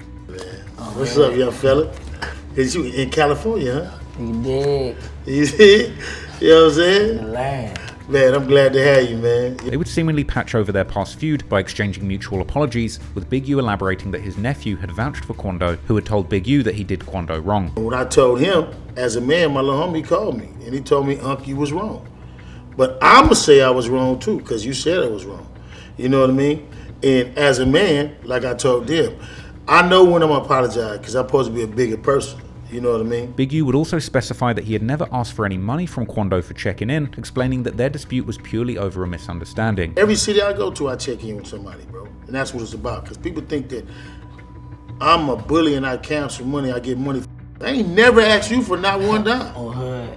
Not one dime. Big U would also explain the process of checking in with the Rollin' 60s, explaining exactly what a rapper coming to LA should expect. Because you might check in with me, I'm going to tell you what clubs to go to and what clubs not to go to. I'm going to tell you where the bad is, and I'm going to tell you where the is. I'm going to tell you who got the good, how to get the sack. You got dudes come out all the time, buy a sack, and getting robbed. They ain't dealing with the right people. What now seems rather ironic, Quando would immediately join in on praising the process of checking in, saying how people have completely misunderstood what it means. Hopefully this interview opened everybody's eyes on the check-in part. Like, that's Not on nothing negative. However, a year later, Quando Rondo would visit LA again, where according to the OTF indictment, Chicago rapper Lil Durk and his team got word from an unnamed source in LA, known in the indictment as co-conspirator number 4, that Quando was indeed staying in the city. They would get his location and follow him around, eventually ambushing him at a gas station where his cousin Lil Pab was killed. Now interestingly, speculation circulated that the Rollin' 60s were the ones who tipped off the Chicago hit squad to Quando's location, with a particular accusation that Brick Baby was the one responsible due to him apparently being the Rollin' 60s member with the closest ties to Lil Durk. Brick would also openly claim to not like Quando in an August 2021 No Jumper interview, calling him out for claiming Rolling 60s and trying to get Big U and the LA Crips to try and squash his beef with Lil Durk and the Black Disciples, saying that he needs to check in every time he comes to LA. You know what I'm saying? Like, come on, man. And then you claiming it, you ain't providing for this. Come on. Right. You know what I'm saying? It's like Quando Rondo. You're not him. Boy, stop. What is it? Boy, Explain. stop it. Don't come to the 60s and want to provide now that bro them on your ass. You get what I'm saying? Like we ain't doing that. Yeah. At all. We not doing none of that. Well, that's gotta be weird for you because you've Dirk so much. It ain't weird for me. Yeah. It ain't weird for me at all. Just say, you know what I'm saying? You're not from Rolling 60s. Oh, really? You're not from LA Rolling 60s. You're not from Rolling 60s. Right. On the hood, we didn't make that call. But you didn't put that on the board like you finna make this play. On the hood, we didn't make that call. But didn't Big U and him kind of squash shit at a certain point, I feel like? You gotta come talk to the streets. Big U's a little removed from a lot of it. Nah, he is the streets. You Right. gotta come talk to the people who feet in the streets. You gotta come clear yourself on both angles. Brick would be seen in the studio with Lil Durk in the months before the shooting, and days after the murder of Lil Pab, Brick Baby would post on social media telling Quando he's a fake Crip for not checking in with him and giving them money and guns. From out of town, and you banging the hood from California, you're an imitation gangbanger if you do not check in.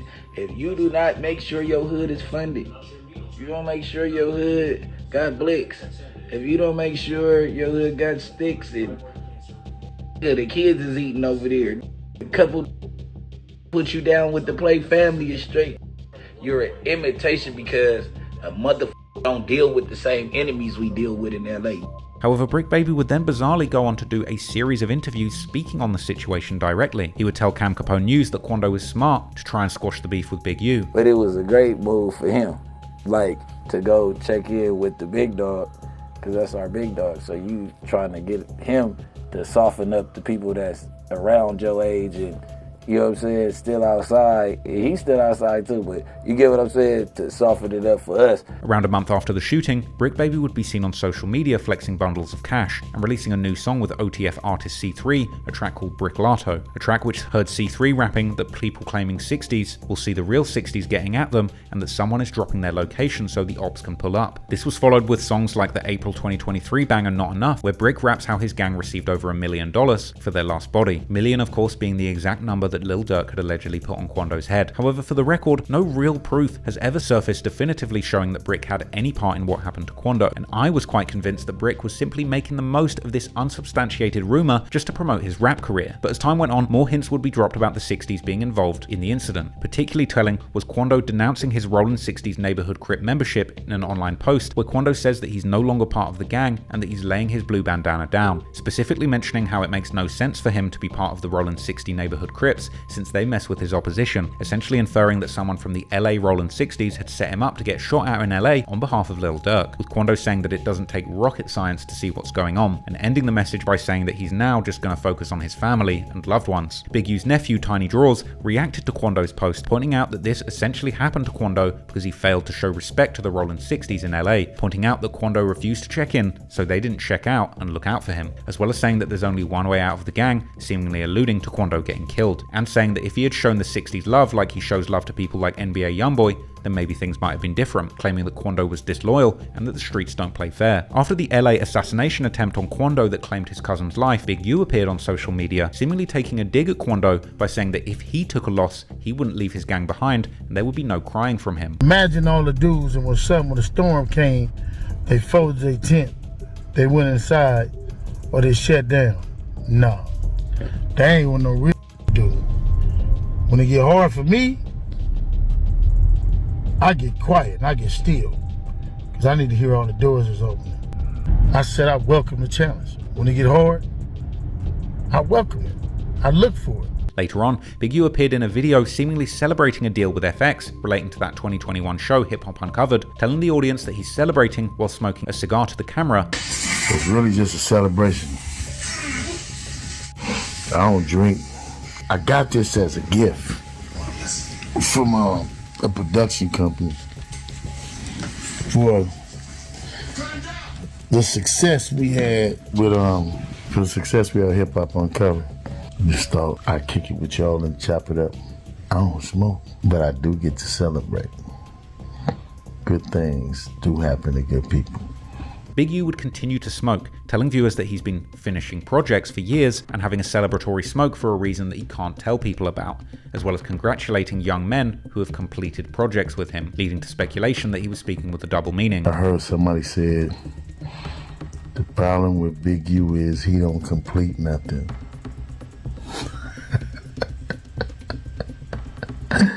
I've been completing these projects for years.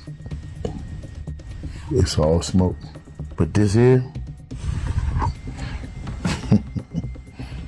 I'm just gonna throw this up on the story. It's just a little celebration and only we know what it's about. Congratulations to the successful things I have done with these young men and young women alike too. It's just a celebration. Y'all will probably ask what, but I ain't gonna say it. But it was Brick Baby that would have people really concerned when he would outright say in a No Jumper interview with Poetic Flacco that people can no longer tell Lil Durk that he has to slide for Von because of the murder of Quando's cousin Lil Pab. He did something. Oh, slide for him. Oh, you a bitch. Oh, yeah. Slide for Von, Ain't right? Yeah. They say you can't say that no more. Why? Oh, yeah, because of... Wait, no. Like, They who died? say you can't say that no more. Oh, because of FBG Cash? Or who? Nah, because Lil Pab. Oh! Brick would go on to say that Quando has to lay in the bed that he made by not showing love to the Rollin' 60s in LA. You should have been doing the right thing from off the rip. That's what they say. The bed, you gonna lay in the bed that you make. He would also note that Quando was done for beefing with Durk, who has $20 to $30 million to his name. That just signed the deal for like 20-30 million, Durk, right? Yes. Who the f wanna beef with Cuz for you? Too much money, man. You get what I'm saying? Like, listen, man. Don't beef with rich people. Don't beef with rich people, man. Unless you're gonna slide, and you don't need to say nothing out loud. You get what I'm saying? Yeah. Like, point blank, period.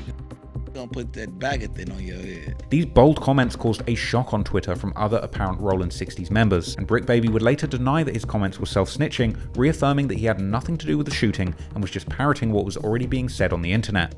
Like I said, I already knew I was out of town when it happened.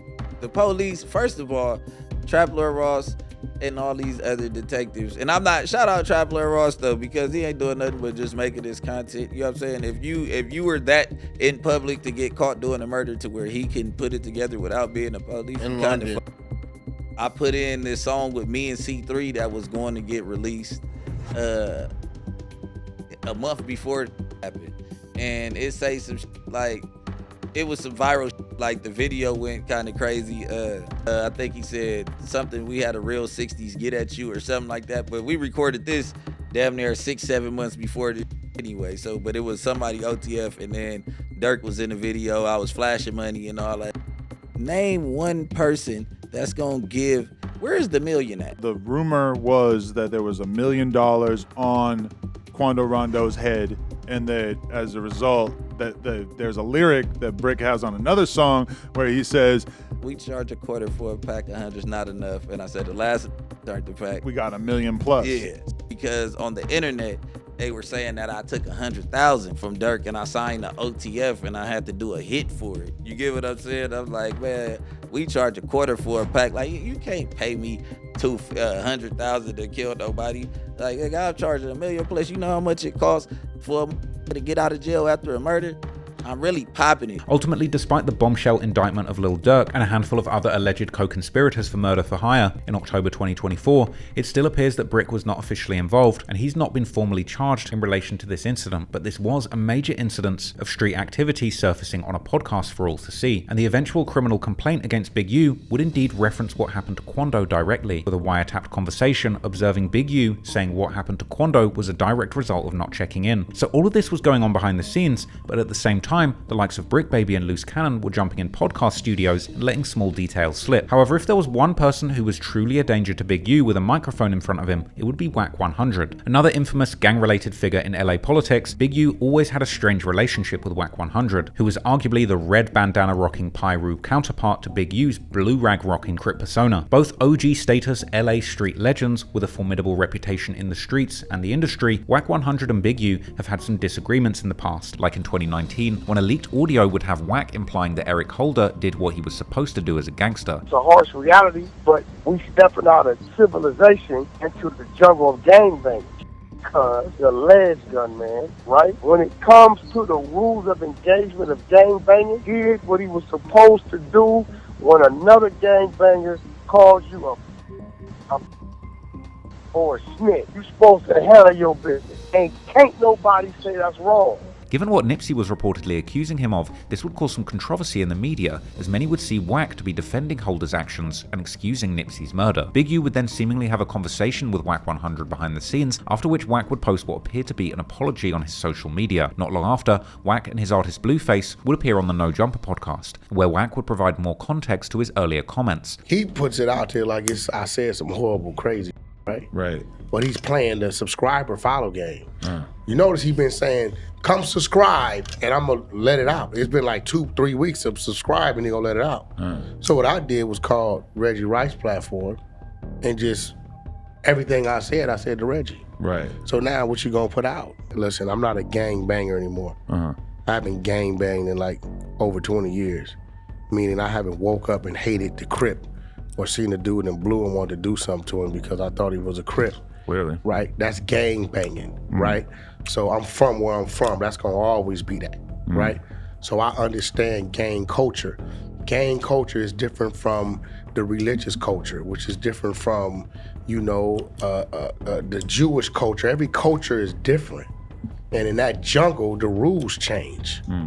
Now, are the rules irrational? Damn right.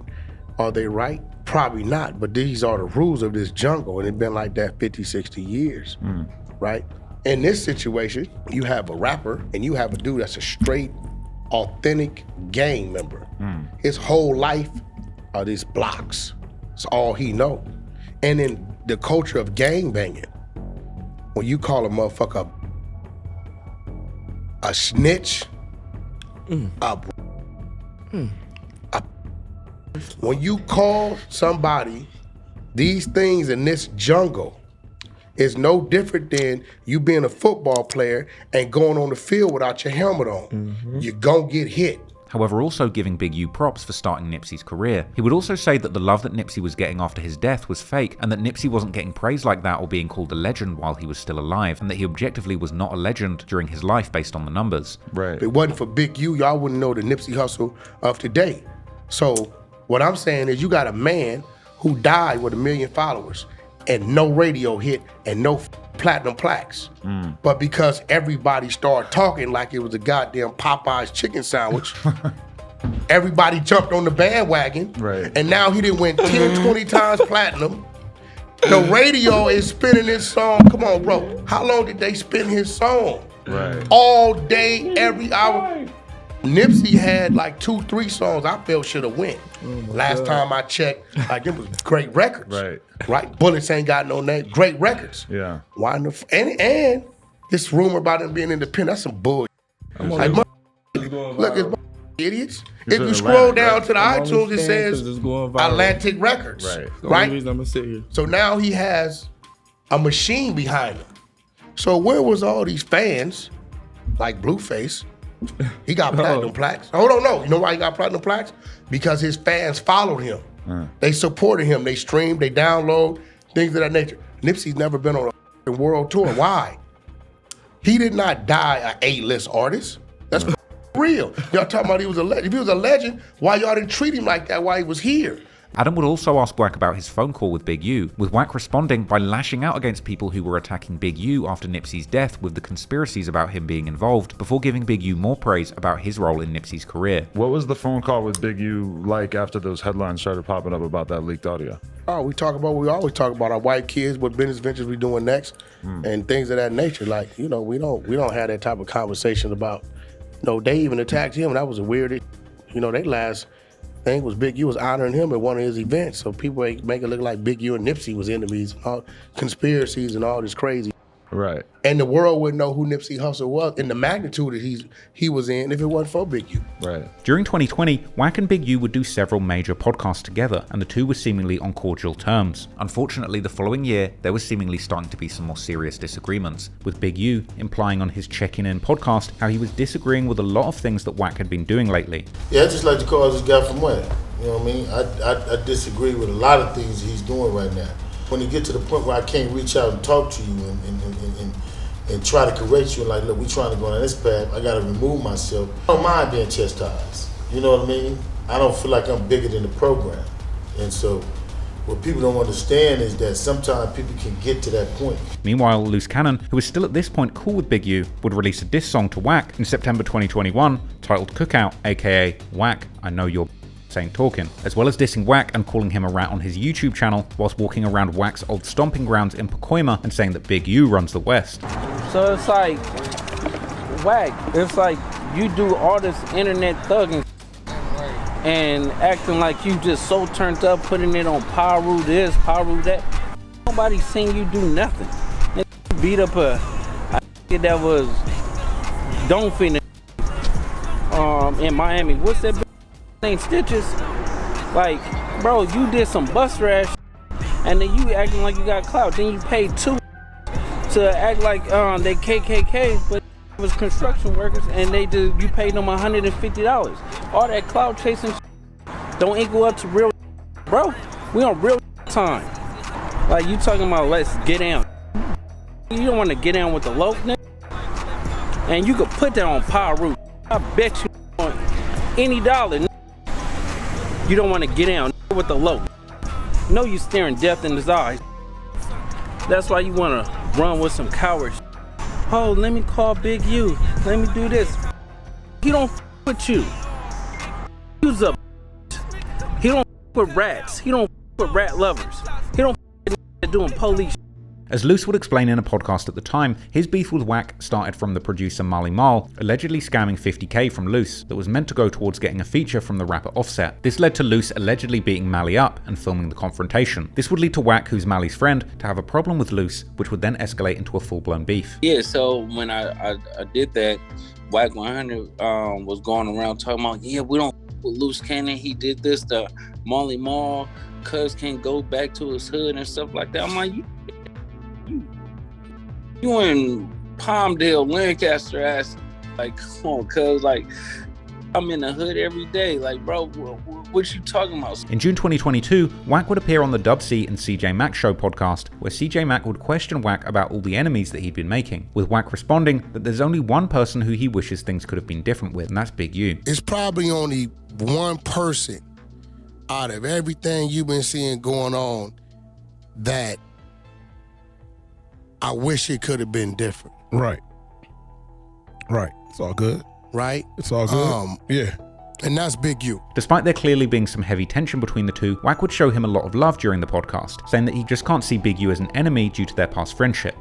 Because I can't mentally see him as my enemy. Right. I don't think really in his heart, he ain't gonna let nothing happen to me. It's too deep. That's like, I couldn't face his wife or his children. Yeah. Right, knowing I was played a part in anything that had anything, that's just not happening. But Big U would respond back, saying that he's accepting no apologies from people calling him out. I don't really address a lot of said on the internet, but I'm gonna tell y'all this, I'm gonna address this, and I'm gonna address this fast and quick.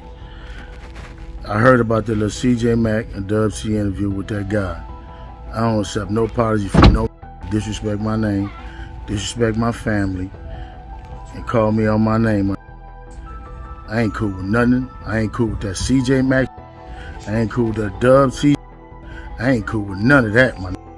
And that's all I got to say on that. Unfortunately for Wack, it seemed that behind the scenes things would reach a boiling point. On the 8th of July 2022, Wack's longtime artist The Game was performing at LA venue The Novo for the release of his Drillmatic album. At one point during the show, the crowd would go into a frenzy when Kanye walked out onto the stage, as Wack 100 could be seen to the side, ushering him onto the floor. Moments before, it seemed like a scuffle was taking place to the side of the stage where Wack and Kanye just emerged from, with some claiming that this was actually Wack being attacked by a group of Rollin 60s, including Big U's nephew Tiny Draws. Once Kanye took to the stage, Wack would find refuge on that stage, standing in front of the crowd, where it wouldn't really be possible to continue the attack. Standing here, Wack would shake his head and whisper to another man on stage, and gesture a finger to his head, seemingly indicating that there was some brain-dead activity going on. Wack, visibly sweating, seemed to gesture to someone next to him that he would be moving through the front of the stage when the performance ended. Wack would continue politicking to the person next to him and pointing around as if looking for the most effective exit route. He would scratch his chin and continue to look behind him, where the issue seemed to have started. As Ye looked ready to leave the stage, Wack turned to clear his path,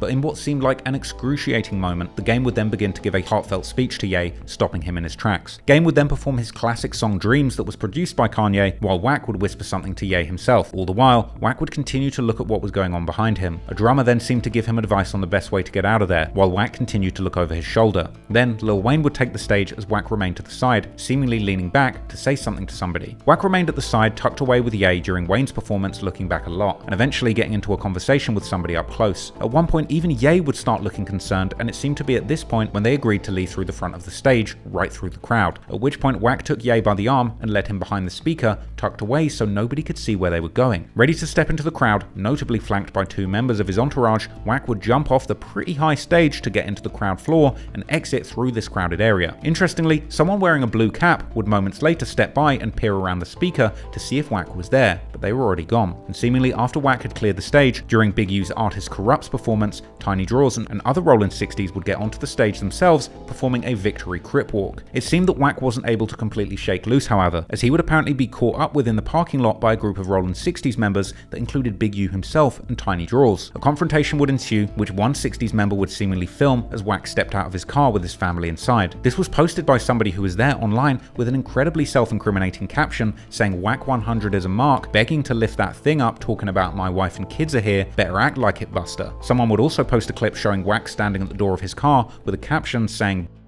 the 60s is outside, dead homies. The 2025 criminal complaint would reveal that a day after the incident, Big U had actually recounted the incident in a tapped conversation, claiming to have been there personally, and claiming to have cornered Wack with 15 to 20 Rollin 60 members, whilst Wack was on his own, leading to a standoff where Wack pulled a gun and pleaded with him not to attack. The Rollin 60s members would then take to social media afterwards to brag about Big U's nephew Tiny Draws running Wack off the stage at the Novo and knocking him out.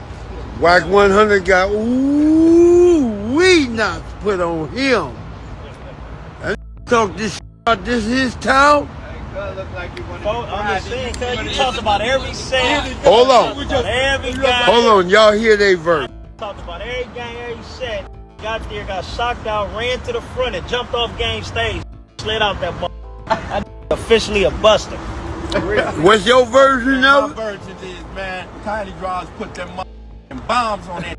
Hold on, we ain't doing no names now. We ain't doing no names. He put them bombs, he got his mother head knuckled up. Hey. Y'all hear that? I bet, hey, listen, he gonna remember the Novo. He don't remember nothing else in his life. Hear that? He gonna remember what? That's all he gonna remember the Novo. And remember who? He gonna remember. Oh, he gonna remember not to be saying names that he know he ain't supposed to. 6-0. You don't talk about us. A day later, Wack responded saying that he wasn't beaten up and showing his face and head had no injuries, as well as hinting that the video didn't show everything that was going on in the scene, calling the situation a swing and a square off. Knock it off, bro.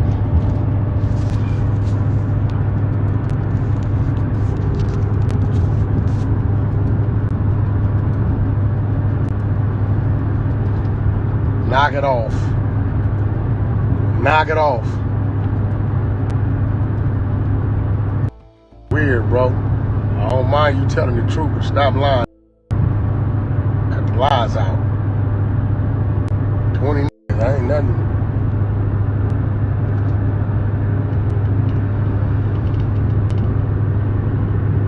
Knock it off. Stop lying. for the record, Wack later gave his own version of the incident where he suggested that in fact, he had his own people, the same ones who left the stage with him, waiting in the sidelines, and going on to say that he'd been holding a gun so powerful that it made Big U and the 6-0s stop dead in their tracks and leave. You might not want to admit this, you had your blower. Okay. You're begging him not to kill him. Now stop right there. Right? If I got my blower and you 20 deep with hoodies and I'm by myself, right? No begging to plead, that's when you really do it, right? What do you think my mentality was? For a dude not to approach me and you come to get me, and I jump out my car, talking, what kind of conversation you think I'm having to make a dude say, don't nobody move? I agree with you. Now, I feel like Blick talk. I feel third like y'all out there. You probably Call was on that third Soulja now. Boy. Now I'm about to expose something nobody ever knew. So here it goes, right? Ground zero. I'm here. All of this is a parking lot, right? I'm here. They walk down. They walk right past my car. They didn't even see me. When I seen them get here, I jumped out. Y'all looking for me? Right? They stopped. They back was to me. Y'all, I had everything I had, I could have dealt with everything in front of me. Now, what they didn't know is I'm talking to my team. Big U-Nim is here. Now watch this. Look, watch this. Big U-Nim is here. I'm here out the car. Third, who was here, and here? Taking notes? Hold on. Third, who in that parking lot when I'm confronting these 20 Crips was 20 to 30 feet in every direction and they didn't know it? All my homies was behind them. That's new information. Listen. That's new information, man. So listen, check this out. So when I'm letting you know, there's no need to beg nothing. What did I tell that fool? Let's do it. My home, they still don't know to this day that all my homies was positioned 11 o'clock, 2 o'clock, 6 o'clock. They didn't even see him. Despite Wack sharing his more explosive side of the story 3 years later, at the time, people were heavily clowning Wack as blogs would report that he was knocked down. Tiny Draws would later claim responsibility for the attack and claim that Wack was punched 3 times backstage and then ran onto the stage to avoid the 60s, as well as saying that they were aware that Wack had people with him in the parking lot and that none of them jumped out and did anything. I'm talking about two total incidents. He ain't talking about the right Whatever happened in that garage, I don't know. Bro, that time when he went in the garage, it's like about 10 minutes prior to Cuz jumping on stage. That's the crazy part. That car said he was taking Kanye to the car, but ran to the car as damn self. Man, no, that wasn't. That just walked from taking Kanye to the stage, and he was walking on stage, and he was walking up the stairs. Corrupt was going downstairs to go perform. We so happened to run across Cuz as he walking up. It's like how the stairs curve. Yeah. As soon as he walked up, the got dolphin and then got hit again. And one of the little security that was with him pump fake like he had a blower and took off running. They ran all the way back to the stage, chased him down the hallway. They ran through their little security. Security was trying to stop us from getting on stage. We bow guarded them. Them was already hopping down on stage, going to their little exit, whatever their little plan was. Wherever they got out from down there on the bottom of that little stage area is exactly what I ran to. Cuz when it got to his car. The show wasn't even over. DJ Quick didn't even perform yet. The gang didn't even perform yet. He left like an hour or two before the even over, and we stayed. Yeah. When he got to that parking garage, I can't tell you what happened. I wasn't there. But inside that, all that bullshit talking, it was 10 against 1, then 18 against 1, then 20 against 1. What incident is you talking about? This would then lead to Tiny Draws jumping on Clubhouse with Wack to argue about the incident, with Tiny Draws arguably incriminating himself and threatening Wack and suggesting that Wack was lying since he wouldn't swear on his gang that the incident happened the way he said it did. Put that on Pyro. Who is you though, bro? This is Tiny Draws, Cash. Well, what are we talking about? We talk about what happened when you walked up them stairs. that on Pyru. What happened? You didn't get smacked in your head and you didn't get socked in your face. Touch me. Bro, put that on Pyru. Why is you nigga? You want me to put send that a on picture? Pyru? Hey, you did you or no man, other man, look, bro, put that on Pyru. Did you or no touch man, me? look, I'm not, bro. Your uncle bitch wrong got drew down on. You put everything on Pyru. Put that on Pyru. When you came up them stairs, smack you in your head. Put that on Pyru. My head. Where you put that on Pyru. Put that on Pyru. You didn't run on that stage.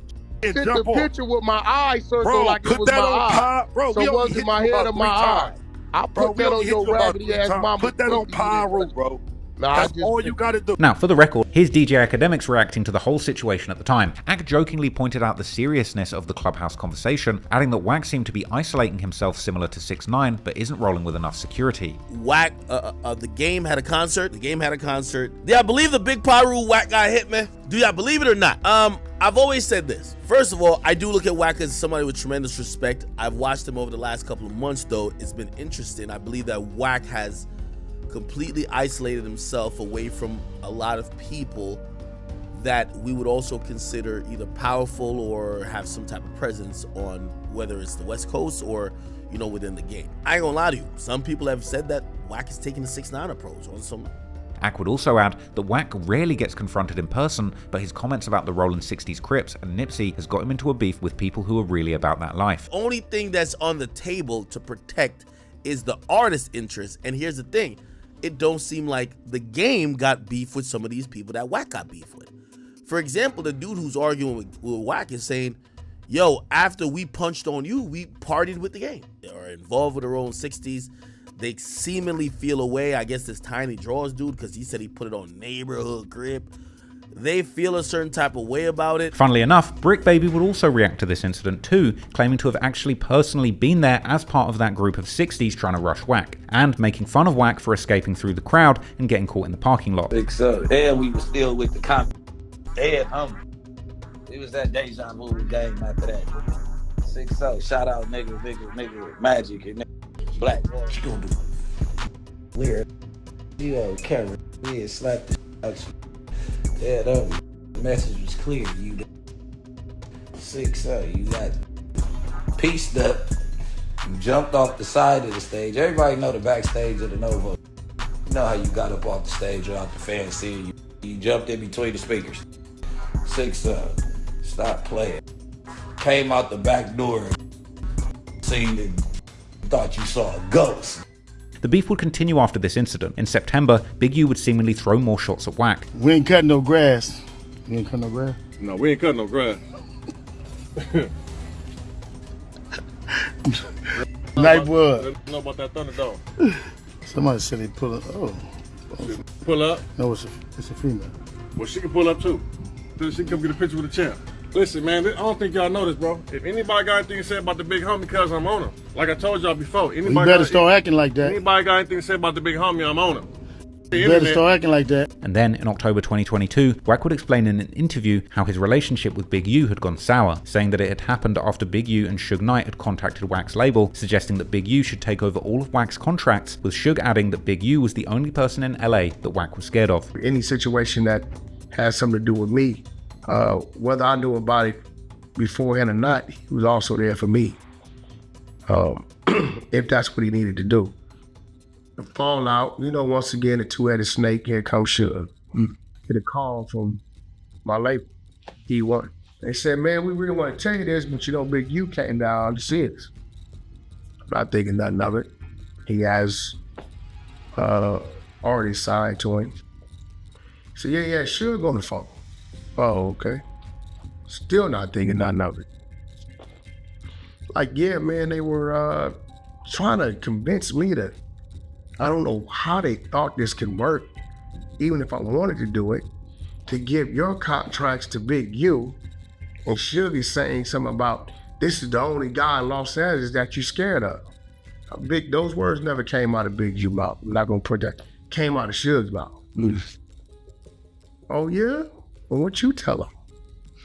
So I told him, man, we've been doing business with this man. He's like family. I gotta ask you to lead office. Great. So I'm kind of in the pickle. I don't know how to feel about it. So I said, all right, I waited a week. I wanted to see if Big U was gonna call me and tell me this happened. Hey man, I went down there, Suge had me go down there, said he was gonna negotiate a deal. He started saying some crazy. I had no idea he was gonna say this. This is what I'm hoping, right, to hear. After we got on here nothing, so I called him once. Tell a few of my comrades around me at the time, they know who they are. Well, everybody know was real close to me at the time, what happened. I even had that call too. When we addressed and got everybody on the phone. I'm like, yo, bro, you really went to my label? And well, no, I didn't say it. Yeah, and about you said it, but you heard it being said in favor of you against me. Nobody could have sent me to the office saying, yo, give Whack Big U's contracts. I'm hold on, go. Yo, for one, I didn't tell you to do that. Two, I'm not here for that. Three, that can't happen. Big U would once again respond to Wack's claims, saying that he was straight up lying and that he had never even been at Wack's label office. It come down to like the Wack situation. Is everything cool with that, or that ain't nothing you you know it ain't cool? Now I can speak on that. I mean, you would ask me that. Okay. I only got one thing to say. Yeah. This lane talks about, this is the most beautiful thing.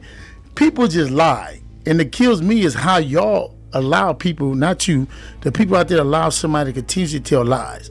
Let me address this one. I addressed the other one about developing options. I'm gonna address this one. I'm gonna give you this one. Okay. One, I have never been to Alan Grunblatt's office about a deal. I just heard about this one too. For Wack 100 company, because you can't do that. If you know the music business, and I'm pretty sure you do, in the podcast business, nobody can go get nobody's contract.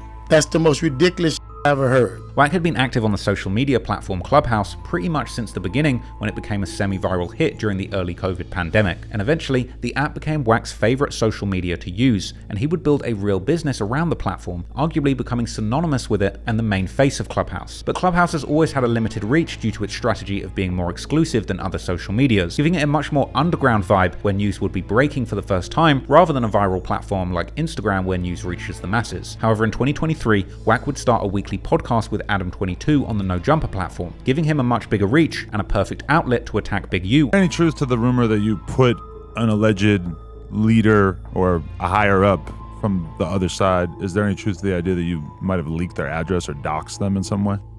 Who address? We'll edit this out. Big U? I don't know his address offhand. Okay. That's not true? Because somebody said that to me and I was like, wow, that seems over the line. Well, you know, they hollering my address.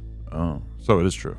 No, I don't know his direct address. Okay. But they just to cap this off, what would have to happen between Big U and you to make Listen, me and Big U know how to deal with each other, bro. Right. I don't even want to mention the man's name. But his little homies keep coming on there in the name of him, dissing the set, dissing my neighborhood, mentioning my family. Who's important? Big U? Big U's not. How's he an important figure in hip hop? When? Where? I mean, he's someone who's got connection to like almost every rapper out of LA, right? No, wait, let's correct that, bro. Like, y'all get that dude a little too much credit.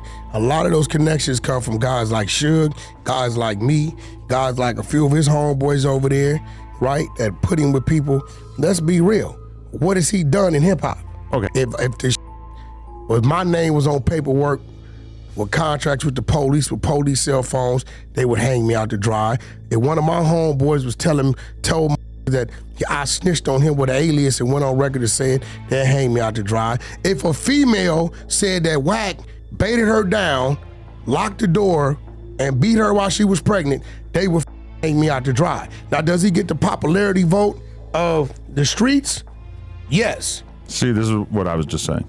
Yes. And of course, Big U wasn't the only one who Wack was making some explosive claims about. He would also famously claim that there was a gay tape starring none other than Nipsey Hussle, as he would explain on a DJ Vlad interview. But to be fair, then you started kind of going hard at Nipsey. You said that there's a gay tape and like that. Yo, Vlad, one thing you better not never do is question what come out of my mouth. You worth a lot of money. Mm-hmm. I got $5 million. You want to bet? I know. I'm not going to bet you. I'm not going to bet you. Okay, let's break it down to me. It's a plunk million. I got $1 million.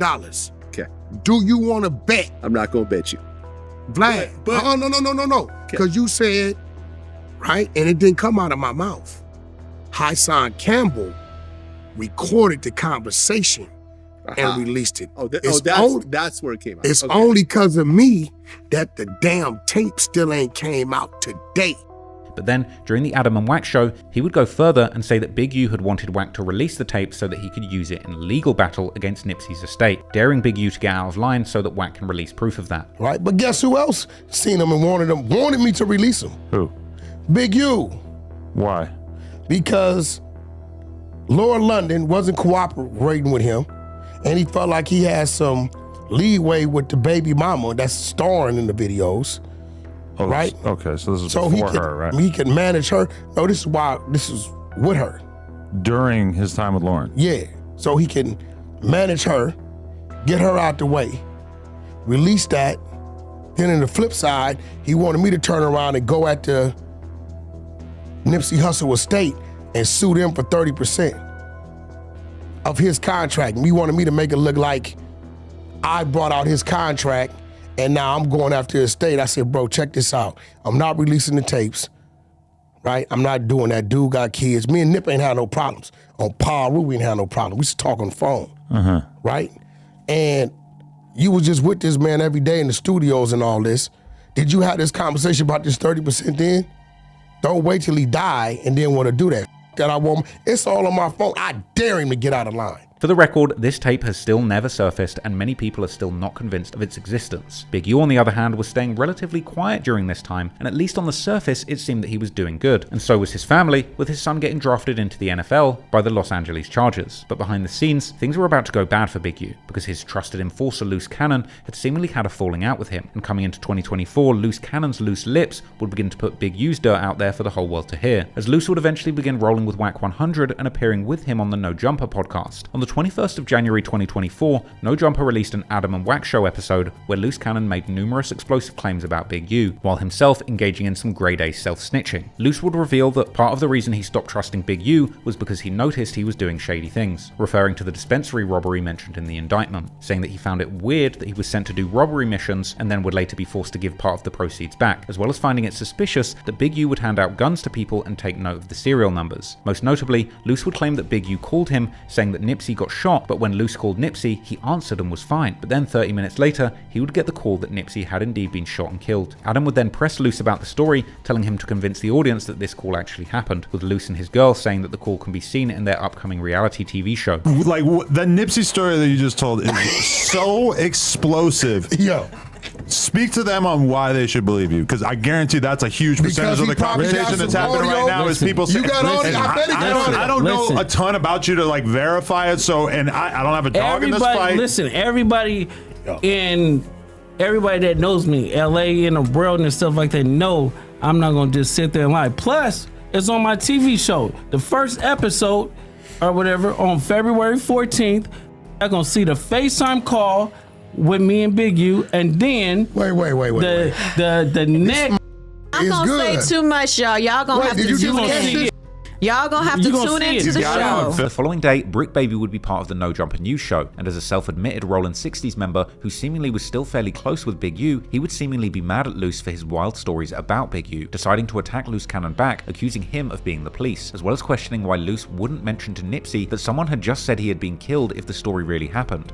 You act like you was coming to say that story to be for Nipsey, because you sat there and lied. You was supposed to be exposing Big U or whoever you was talking about as being a rat, or informant and all that, but you told every crime that you ever did alleged around this dude, nigga, on a camera. You come in here trying to expose, trying to show internal. You're not from the set. You never got put on the set. Nowhere around it. And you talking about it gave you a drop on when Nipsey was about to get killed, and you didn't even mention it to Nipsey. What type of friend are you at this point, Shark? But Brick wouldn't end it there. He would also attack Loose on his own YouTube and Instagram accounts, calling him the Goofy of the Year who's mad and lying because he can't come back to the hood, and that he's never even met Loose before, and that he's not from Rollin' 60s. Loose Cannon got the Goofy of the Year award this year. Like, all that lying because you can't come back to the section. Come on, man. All the homies said you was a goof troop. Can't come back around. And on 6 I just did my research. Boom. I never heard where you said when you see me, you go, man, I've never met you. On the dead homies, I ain't never met you. You the same just ran from my white boy in Vegas at the Red Rock Casino 060, trying to use names as passes and all that. Tell cuz 060, cuz no bueno, cuz get right up out of there. You've never seen me, cuz 060, you don't know nothing about me, cuz 060, you didn't grow up with us or nothing. Who is Big Loose Cannon? We gonna start there. Who is Big Loose Cannon? 060. Let's get this clear right now, man. Loose Cannon is not from 60s. There's too many stories talk about the boy Loose Cannon from 60s. Loose Cannon is not from 60s. Never been put on. Put that in your pipe and smoke it. Don't be late. Sometime later, Loose would allegedly play the call that Big U had made to him only moments before Nipsey's death. Of course. Period. Listen, I'm about to play it to you right now. Right now on loudspeakers because I had to plug in my speakers. Let's go right now.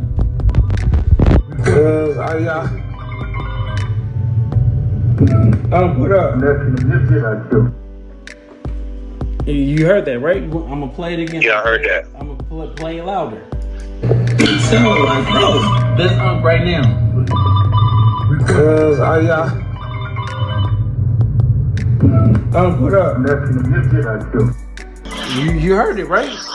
And you know what, brother? You ain't gonna rack my brain. You ain't gonna rack my brain on that, bro. You know. But if you saying if you got belief behind that, man, that's that's your push, bro. Now, many people have suggested that that was simply a low-quality AI, but regardless of how flimsy Loose's claims were, Adam22 and No Jumper would receive a cease and desist letter from Big U demanding they remove the video material of Loose and Wack discussing his possible involvement in Nipsey's murder. The No Jumper crew would discuss it during one of their episodes, during which Brick Baby would make fun of Loose's supposed recording, calling it out as a fake, after which Adam would make a prophetic prediction saying that he needs to see much more proof from Loose, but if Big U would end up getting arrested in like 6 months' time, that would certainly make Loose's statement seem a lot more credible. And as we know, Big U would indeed end up getting arrested, although this would happen almost exactly 1 year after Adam's prediction. I feel like that episode was out for like 2 months. And I've been awaiting proof of what was said about the Big U thing.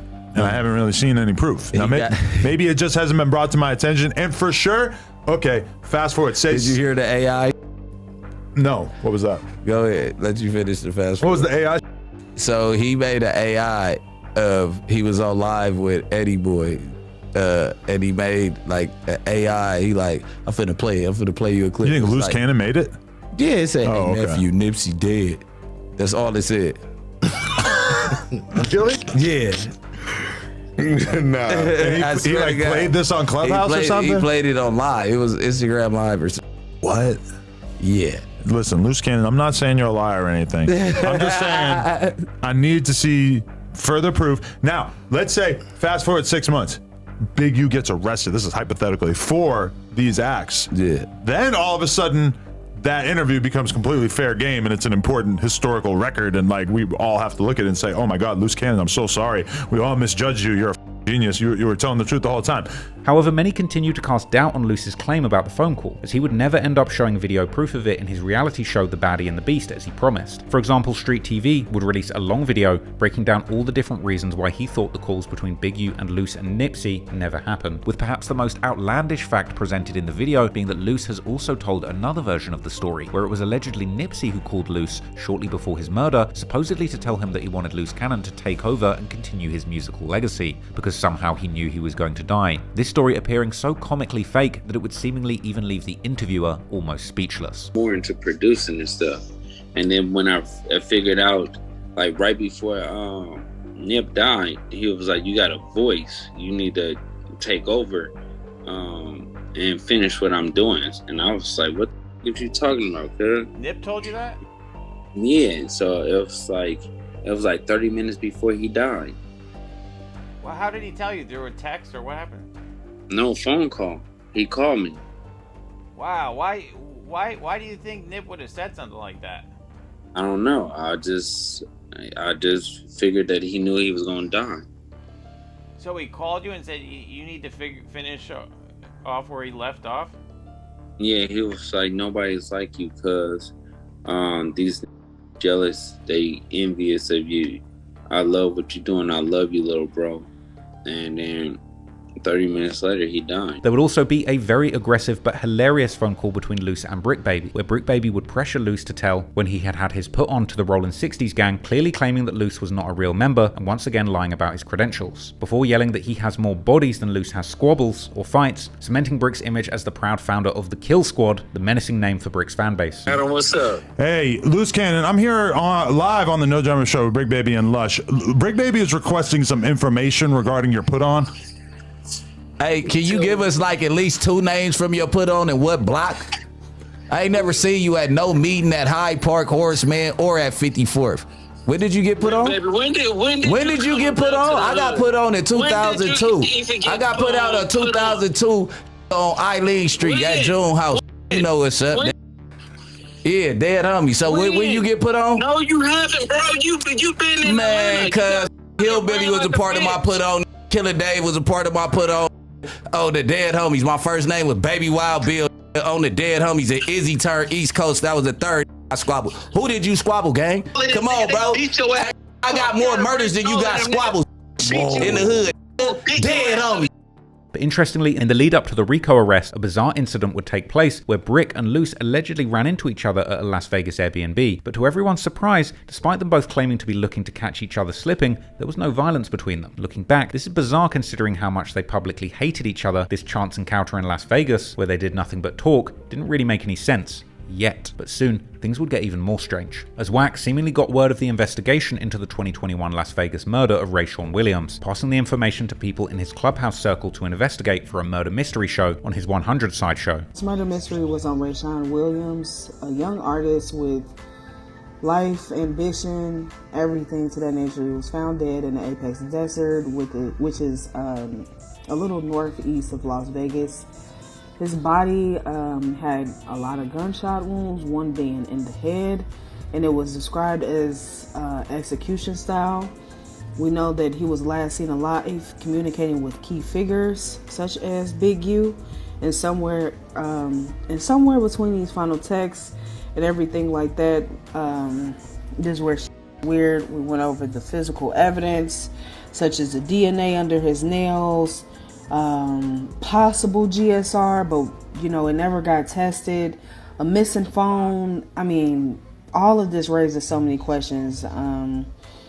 We even had suspects who emerged from this case, whether they were friends, mentors, and even those within his own circle. But the real question still remains: who had the real motive?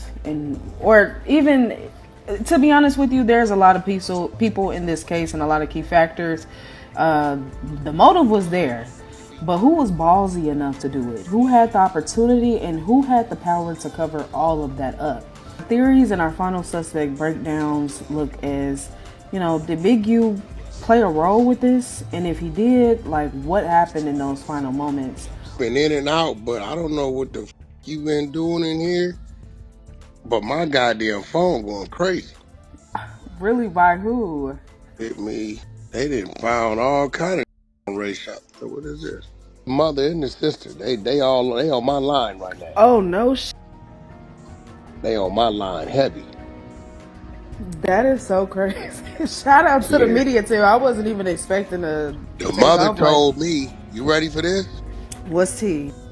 She used to be the team mom for the Crenshaw Colts. This would set the wheels in motion for the information to spread further. One key person in this saga would be 600, aka Christopher Lovejoy. 600 grew up in the Crenshaw district with the Rollin' 60s. I'm from South Central Los Angeles, the West Side, Crenshaw district, Hyde Park, California, Rollin' 60s. I'm from where they made most of the movies is at. My neighborhood and my life story is kind of like Ricky and Boys in the Hood. I'm not the one who got shot. You know what I'm saying? Later on, he would become a heavyweight boxer with an impressive looking but much criticized record that he made by mostly fighting in Mexico. And more recently, he's become known as the manager of none other than 55th Street legend Crip before also going viral in his own right as a social media content creator who some have accused of working for the police due to his controversial takes, particularly in the lead up to Big U's arrest. Because while 600 is from the same hood as Big U, he also had a falling out with with him, much like loose cannon. So when he would become privy to the information regarding Rayshawn Williams' murder investigation, 600 would speak out, posting clips of a phone conversation between Wack and Rayshawn's family, where the family would give inside info about the case, like telling how Big U's DNA had allegedly been found under Rayshawn's fingernails, and 600 wasn't seemingly deterred even by the fact that Rayshawn's mother would call him during his YouTube live on the 11th of March, pleading with him to stop talking about her son. Yeah, you on the hotline with Papa? Yeah, this is, you know exactly who this is. This is You telling me I know who this is? You said what? This is Rayshawn Williams' mother. Okay, what's going on? How would I know who you were? Can y'all please stop talking about my son?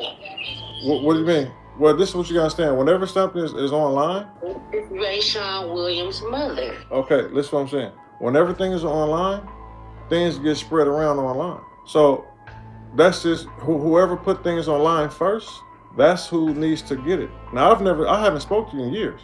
Am I wrong? Anybody that's calling you, asking you the information, don't get him, bro. Dead. Okay. And I'm serious. Okay. It's gonna piss me the off.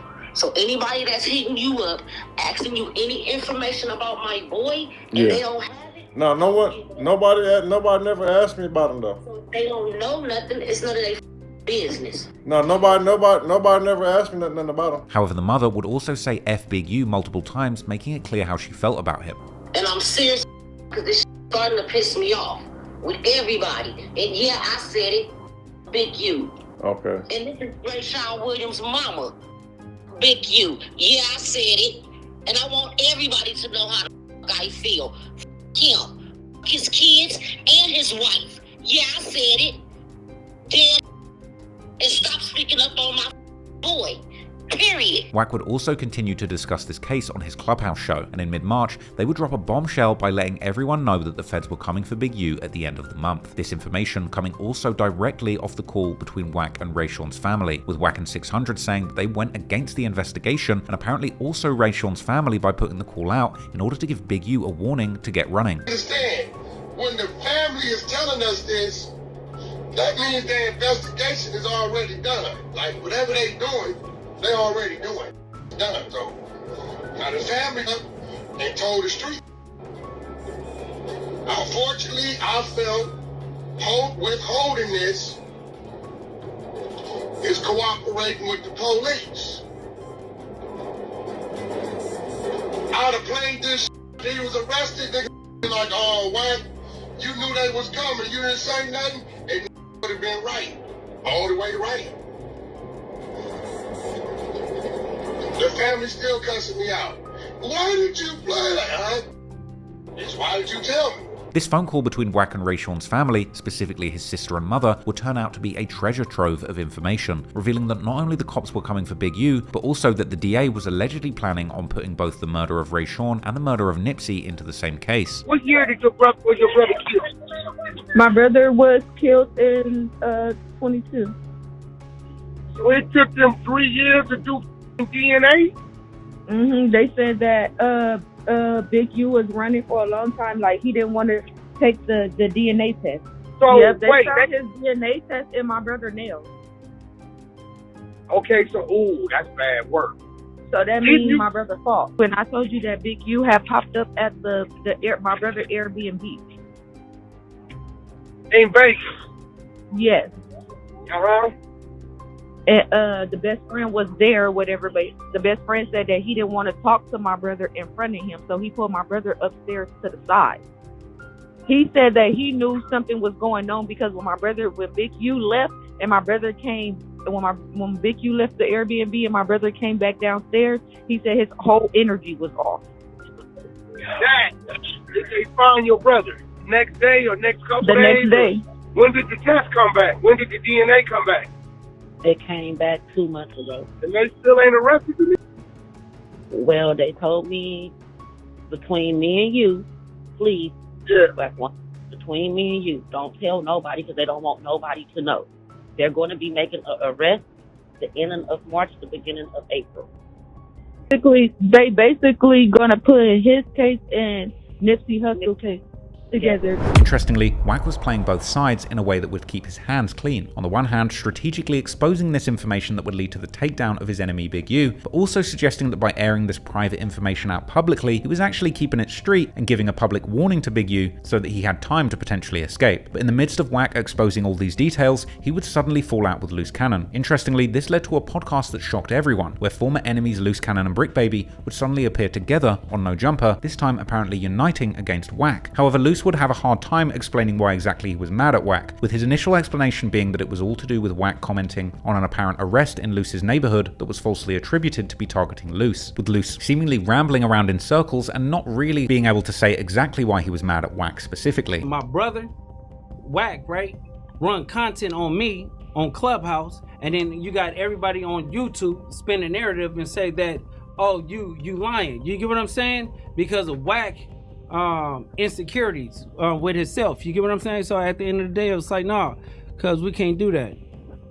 So you felt like Wack was putting fake narratives on you because he almost instantly after this clip came out of your wife saying that your house was surrounded by cops or whatever, he almost instantly starts spreading the narrative that it's not true. Yeah. And he's really stuck to that, which is interesting because that means that you and him are not seeing eye to eye, that you couldn't convince him one way or the other, or have you not really talked since then? No, I talked to Wack, and then I told him, he was like, I didn't say that. I said, listen, bro, you read the wrong thing because there was 3 SWAT teams available. One at 3. Oh, when you called them? Yeah. So, no, shut the. So one at 3 a.m., one at 5 a.m., and then one at 10 a.m. Where they call swatting. So we had like the Las Vegas News Bulletin, pull it. They did the research and they came to Sweetie! it. So when Wack say it, this. Okay, listen. So when Wack say it or whatever, he spread the narrative that I was lying because of. We had a business dealing that day, so he thought that I was just trying to get out of it. Get out of it. So when he did that, it was like, okay, yeah, that'd be a pretty drastic way to get out of a business meeting. A business wouldn't it? meeting, It was goofy. So when that happened, it's like, bro, you ran content on me. So when you ran content on me, you actually ran content because my wife posted it. Do you get what I'm saying? So you don't have no respect for me or her. So at the end of the day, it's like I took it personal. I want to know what narrative. I'm going to say it again, right? I repeated what your wife said.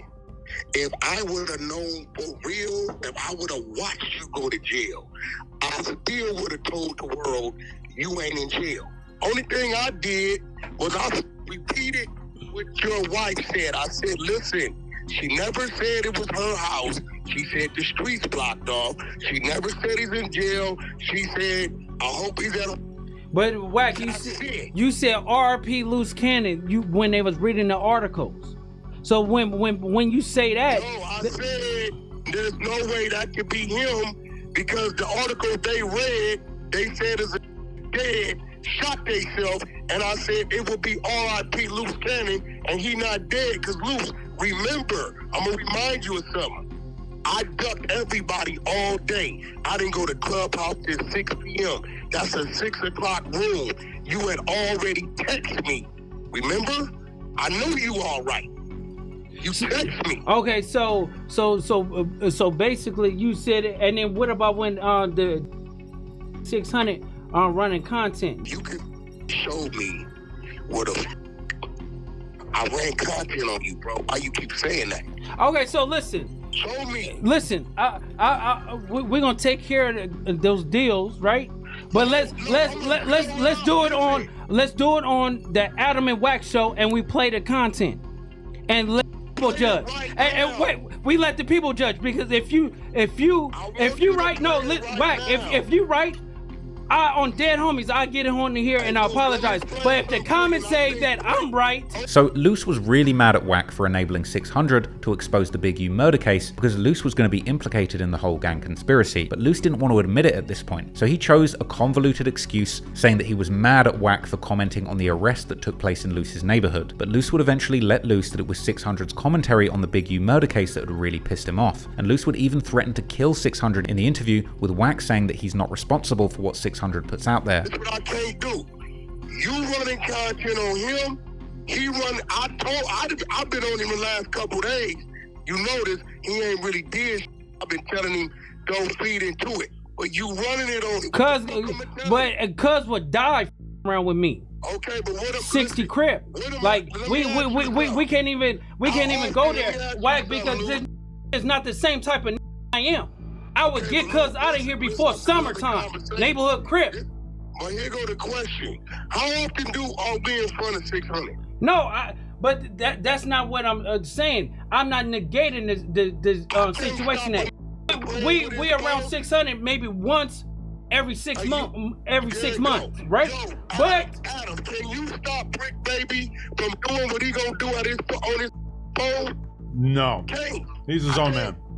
I can't stop him from responding or doing what you know. But you should tell 600 if he play with Loose Cannon, cuz gonna die. And it would later emerge that even Wack was confused as to why Loose was panicking so much about Wack exposing Big U's murder case. Perhaps at that time unaware of Loose's proximity to Big U's past crimes, but the panic had been spreading for quite some time. In an earlier podcast, when Brick was asked about Big U's murder investigation, after Wack texted in and claimed that Brick had told him about Big U's case first, he would also panic, walking off the podcast and refusing to talk about open murder cases. Emergency bulletin, Wack 100 text me. Be fake as Brick the one who told 600 first. Who? About what? About Big U's alleged body, maybe? Huh? I don't know. Call Wack. Man, that say whatever. I told 600 about an alleged body. You got a pie? Y'all be up there on some fake. Wait, what did Brick tell? The first that warned it. Wait, what did Brick tell 600? June 23rd, 2023, when the police hit Brick Baby's house and you bailed him out. That nigga called 600 and told 600 they on cuz bumper. Big U got some problems coming. Now, I don't think Brick Baby knew what the they was talking about, but he mentioned talking about some in Las Vegas. Nobody knew. Man, he's a fool, cuz on the dead homies. I ain't called no. Hey man, you said that I called him about somebody. Man, you's a fool, boy.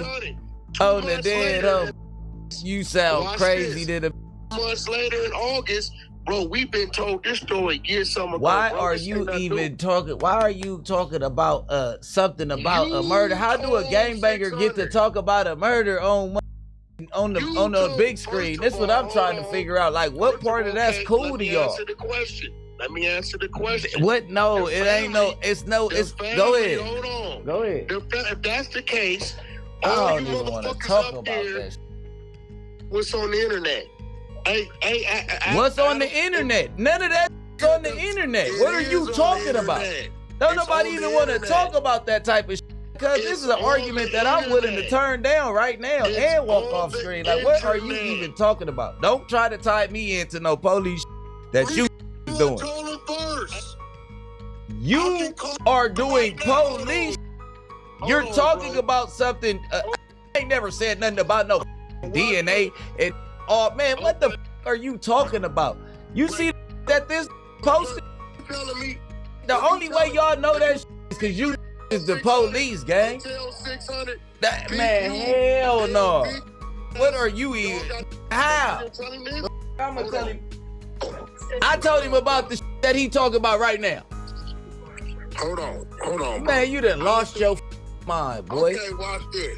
So I don't even know who the person is. So how the I'm gonna tell you who it is? I've never met the person, didn't know the name, don't know nothing about Ned around this. This talk about the family. We got 600. Everybody be quiet. 600. Bro, I'm not finna talk about, listen, I'm not talking about big, listen, Adam. I'm finna walk off the phone. I'm not talking about no murder case. Wait, I just want to hear, let's hear what 600 says. Y'all cool on that, cuz y'all doing some shit, get politics about a murder in Vegas that we murder on no camera. All right, Brick's walking away. Here you go.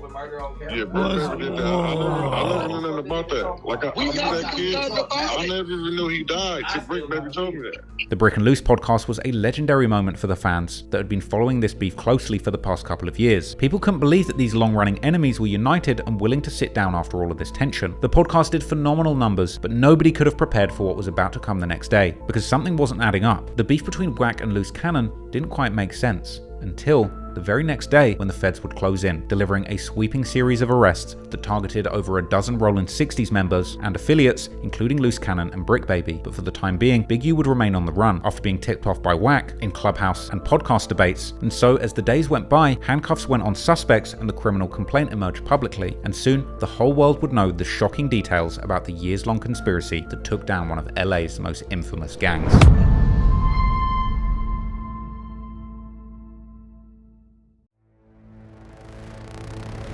Ultimately, the feds were on Big U for several years before they finally closed in, and he no doubt knew something bad was coming. On the 2-year anniversary of Rayshawn Williams' murder, North Las Vegas Police Department agents visited Big U's home, but he wasn't there. His wife then called him on his father's phone to warn him, with Big U sounding notably shaken, and then opting to stay away from home for a couple of weeks, something apparently out of the ordinary for his usual routine. Apparently the cops and the FBI tried to contact a number of people involved in the case, and every time Big U was one step ahead, even tampering with witnesses and attempting to make sure their statements were not incriminating. Big U was being surveilled heavily in the lead up to the arrests. The criminal complaint would break down details of all the times that Big U was recorded, bragging about using violence and fear to control his communities. And he would seemingly be pulled over and served a warrant for his DNA sample in the summer of 2023. In the lead up to the arrest, as 600 and Wack begun circulating the rumors of this case getting serious, Big U took to social media to say that the allegations were untrue and that people blame Big U for everything, alluding to new rumors that he was involved in the murder of Fats, Nipsey's best friend. Don't worry about this,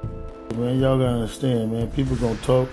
These lanes make money off of using Big U name. One thing is for certain, right? Everything they say, Big U did it, man. They got me doing so much. I don't even know what. I don't even know what I'm talking about. Then I didn't do it. Got you a whole bunch of different places at one time. At one time.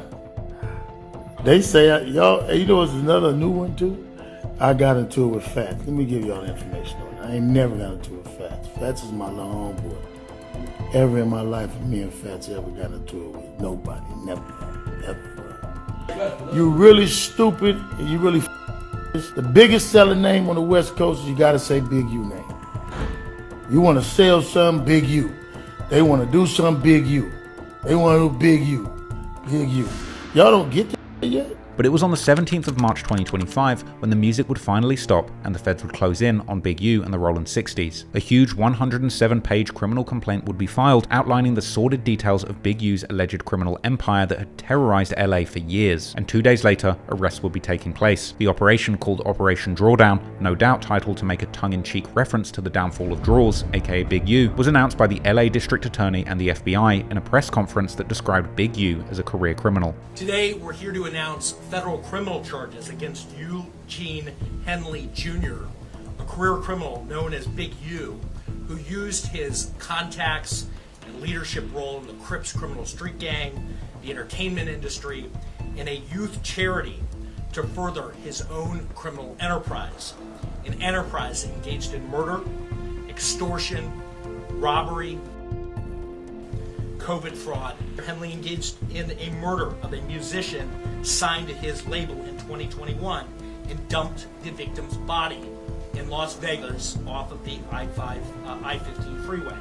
He then attempted to evade and obstruct the investigation into the murder, including ordering witnesses not to speak with law enforcement. The DA would even reveal that they had been following Big U's podcast activities as part of the investigation. Here, as I said, Mr. Henley is a widely known leader within the Rollin 60s. He rose to prominence in that gang decades ago, and he has since been a fixture on the internet, talk shows, and podcasts.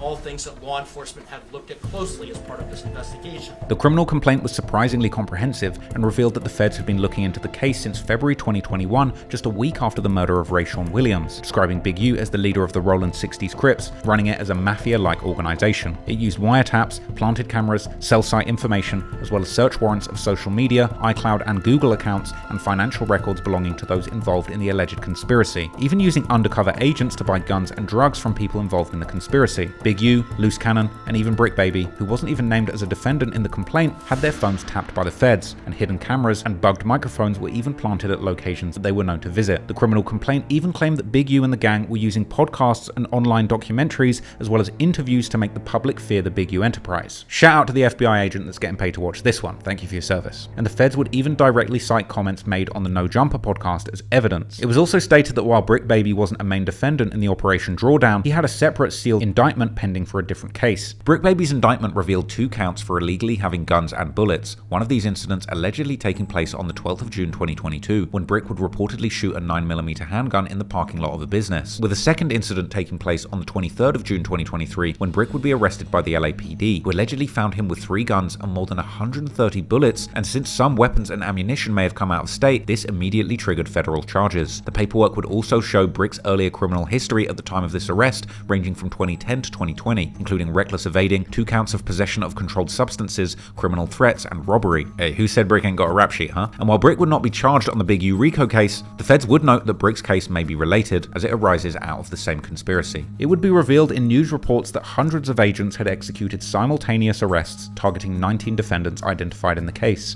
Now, this morning, hundreds of agents and officers, including multiple SWAT teams, executed multiple arrest warrants for many of the 19 defendants charged in this case. Search warrants were executed at 6 locations. Those searches continue to be underway. 4 of the 19 defendants were already in custody, and 10 defendants were taken into custody in the last 24 hours.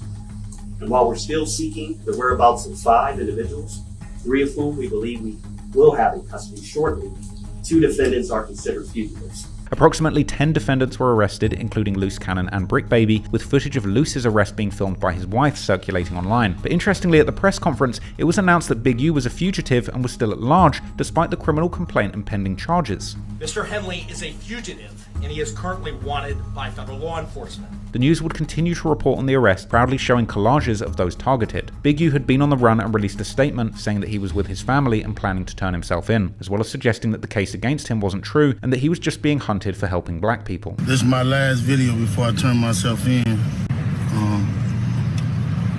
I'm with my family. Talk to my sons, I talk to everybody, man. I'm just saying, going to deal with this fight, see what it is. I just want y'all to know, all this stuff is quagmire. It's all,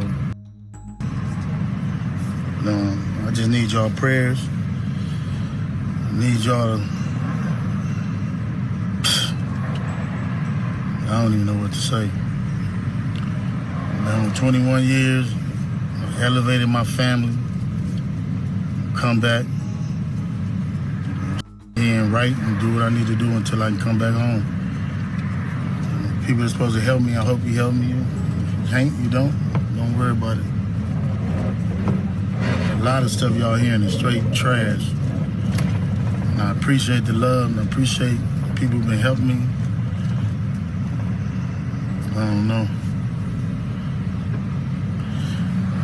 It's hard helping black people and not being hunted for doing it. First Street, it might be to, I don't know if it's to the right or the left.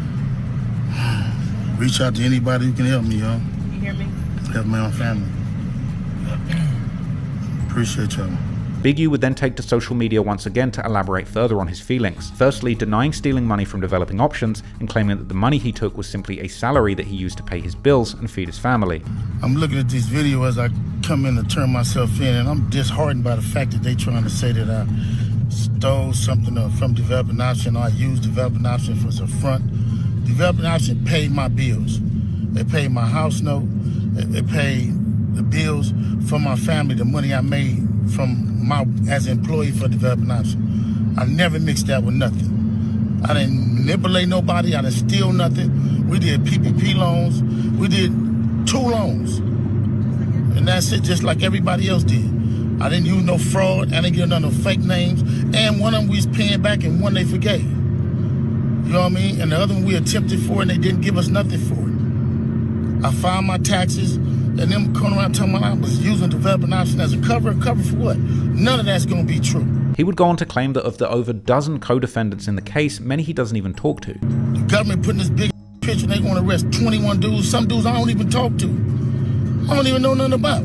Big U sounded defeated in these clips and told followers to pray for him, reflecting on all his achievements that he had made over his last 21 years of freedom. It is what it is. Church, just pray for me. Just pray for me, pray for my family. And you look at what we did. You look at what I did. I've been home 21 years. It ain't over though. Big U would go on to say that he doesn't talk to any of the other people arrested and that the cops might as well arrest 600 and Wack since they're including his so-called enemies. And then I'm looking at the people they arrested. How you gonna go arrest people that I don't even talk to? Everybody know I don't with Cannon. Everybody know I don't with Brick Baby. So if you want to arrest certain dudes, and put them next to me, them is the dudes you gonna have that call themselves turning against me. Well, ain't no turning against me. You might as well go get 600 and Wack. Big U even accused 600 of waiting outside of his house with the police to watch the raid, a response to the fact that he'd reposted footage from the raid on his socials. One of us, it ain't nobody safe with these dudes. If these dudes feel they want you, how they going around talking about somebody's gonna raid my house before my house get raided? How they there with the police? 600 was actually with the police when they raided my house. He's actually got video and footage of it. So y'all know what y'all dealing with.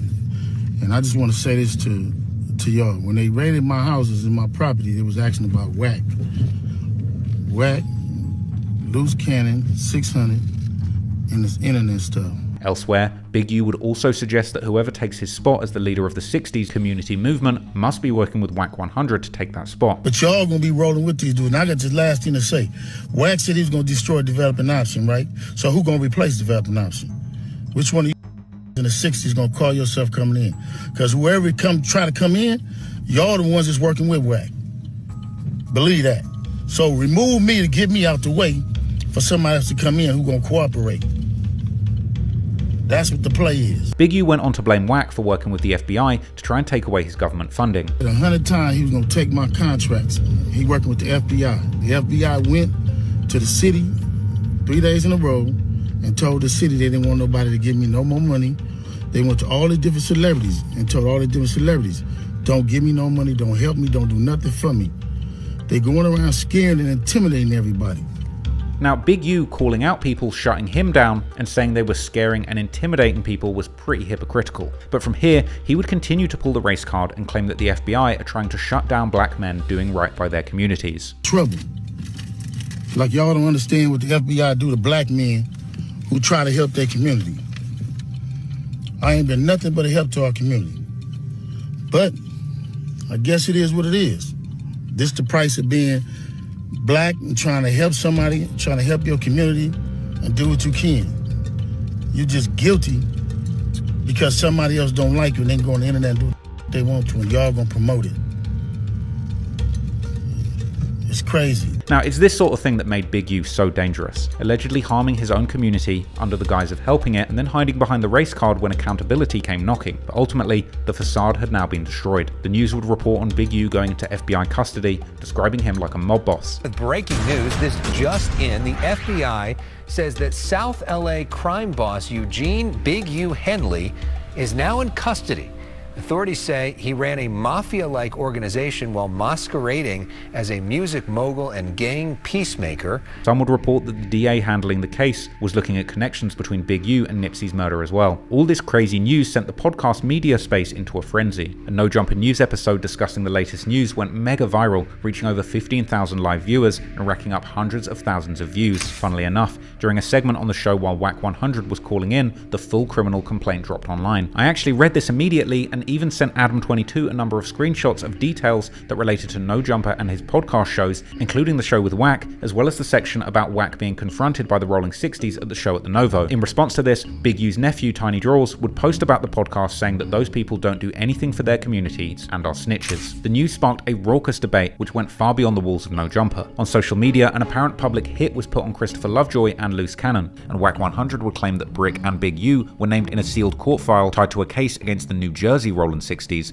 a case that led to the battle rapper Sue Surf being sentenced to 5 years in prison. In Jersey. What did Brick ever have to do with them? You think Brick is in some way complicit Big U with that? too.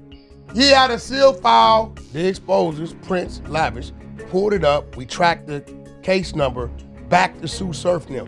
First we thought it was some dirt. It's not dirt.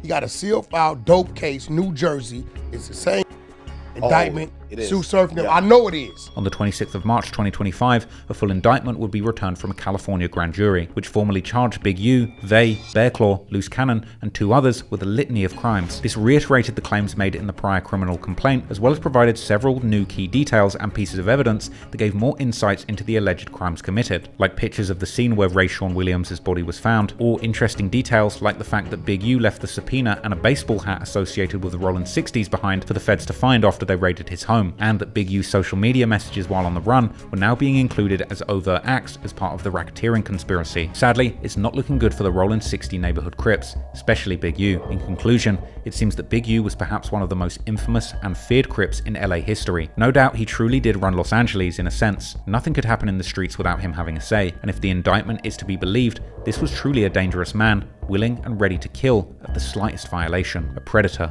preying on the weak and extorting those who were scared of his reputation with threats of violence that the whole city knew he was willing to follow through on. But really, this is also the story of a sick individual. I can't imagine how twisted someone would have to be to murder one of their son's childhood friends, one that they had personally coached in football as a child no less. If these allegations are true, then we're dealing with a very dangerous person who put zero value on human life and was willing to kill a child they had seen grow up over something as trivial as a diss song or wasted studio time. That's one of the most dark and twisted things I have ever heard in a gang case, and if it's proven in court, then there's no doubt that Big U won't be seeing the streets again. But in Big U's defense, even though the criminal complaint paints a damning picture of the double life he was living, we can't necessarily overlook the actual good that he did do for his community. Although there's accusations that Big U scams may have reached all the way to the kids' toy drives, you can't remove all the toys, gym equipment, and other stuff that his organization did manage to donate to kids in need, or the countless hours that he personally dedicated to do something positive for the youth in his community. But then again, does that make it worse? Were the positive things Big U did in fact do for his community genuine efforts by a flawed gangster to take the right path, or are these also just calculated moves of a manipulative mastermind who masterfully used positive acts as a method to mystify and cloak a dark empire of murder and extortion? We'll have to see how this case plays out in court, but the sad truth is,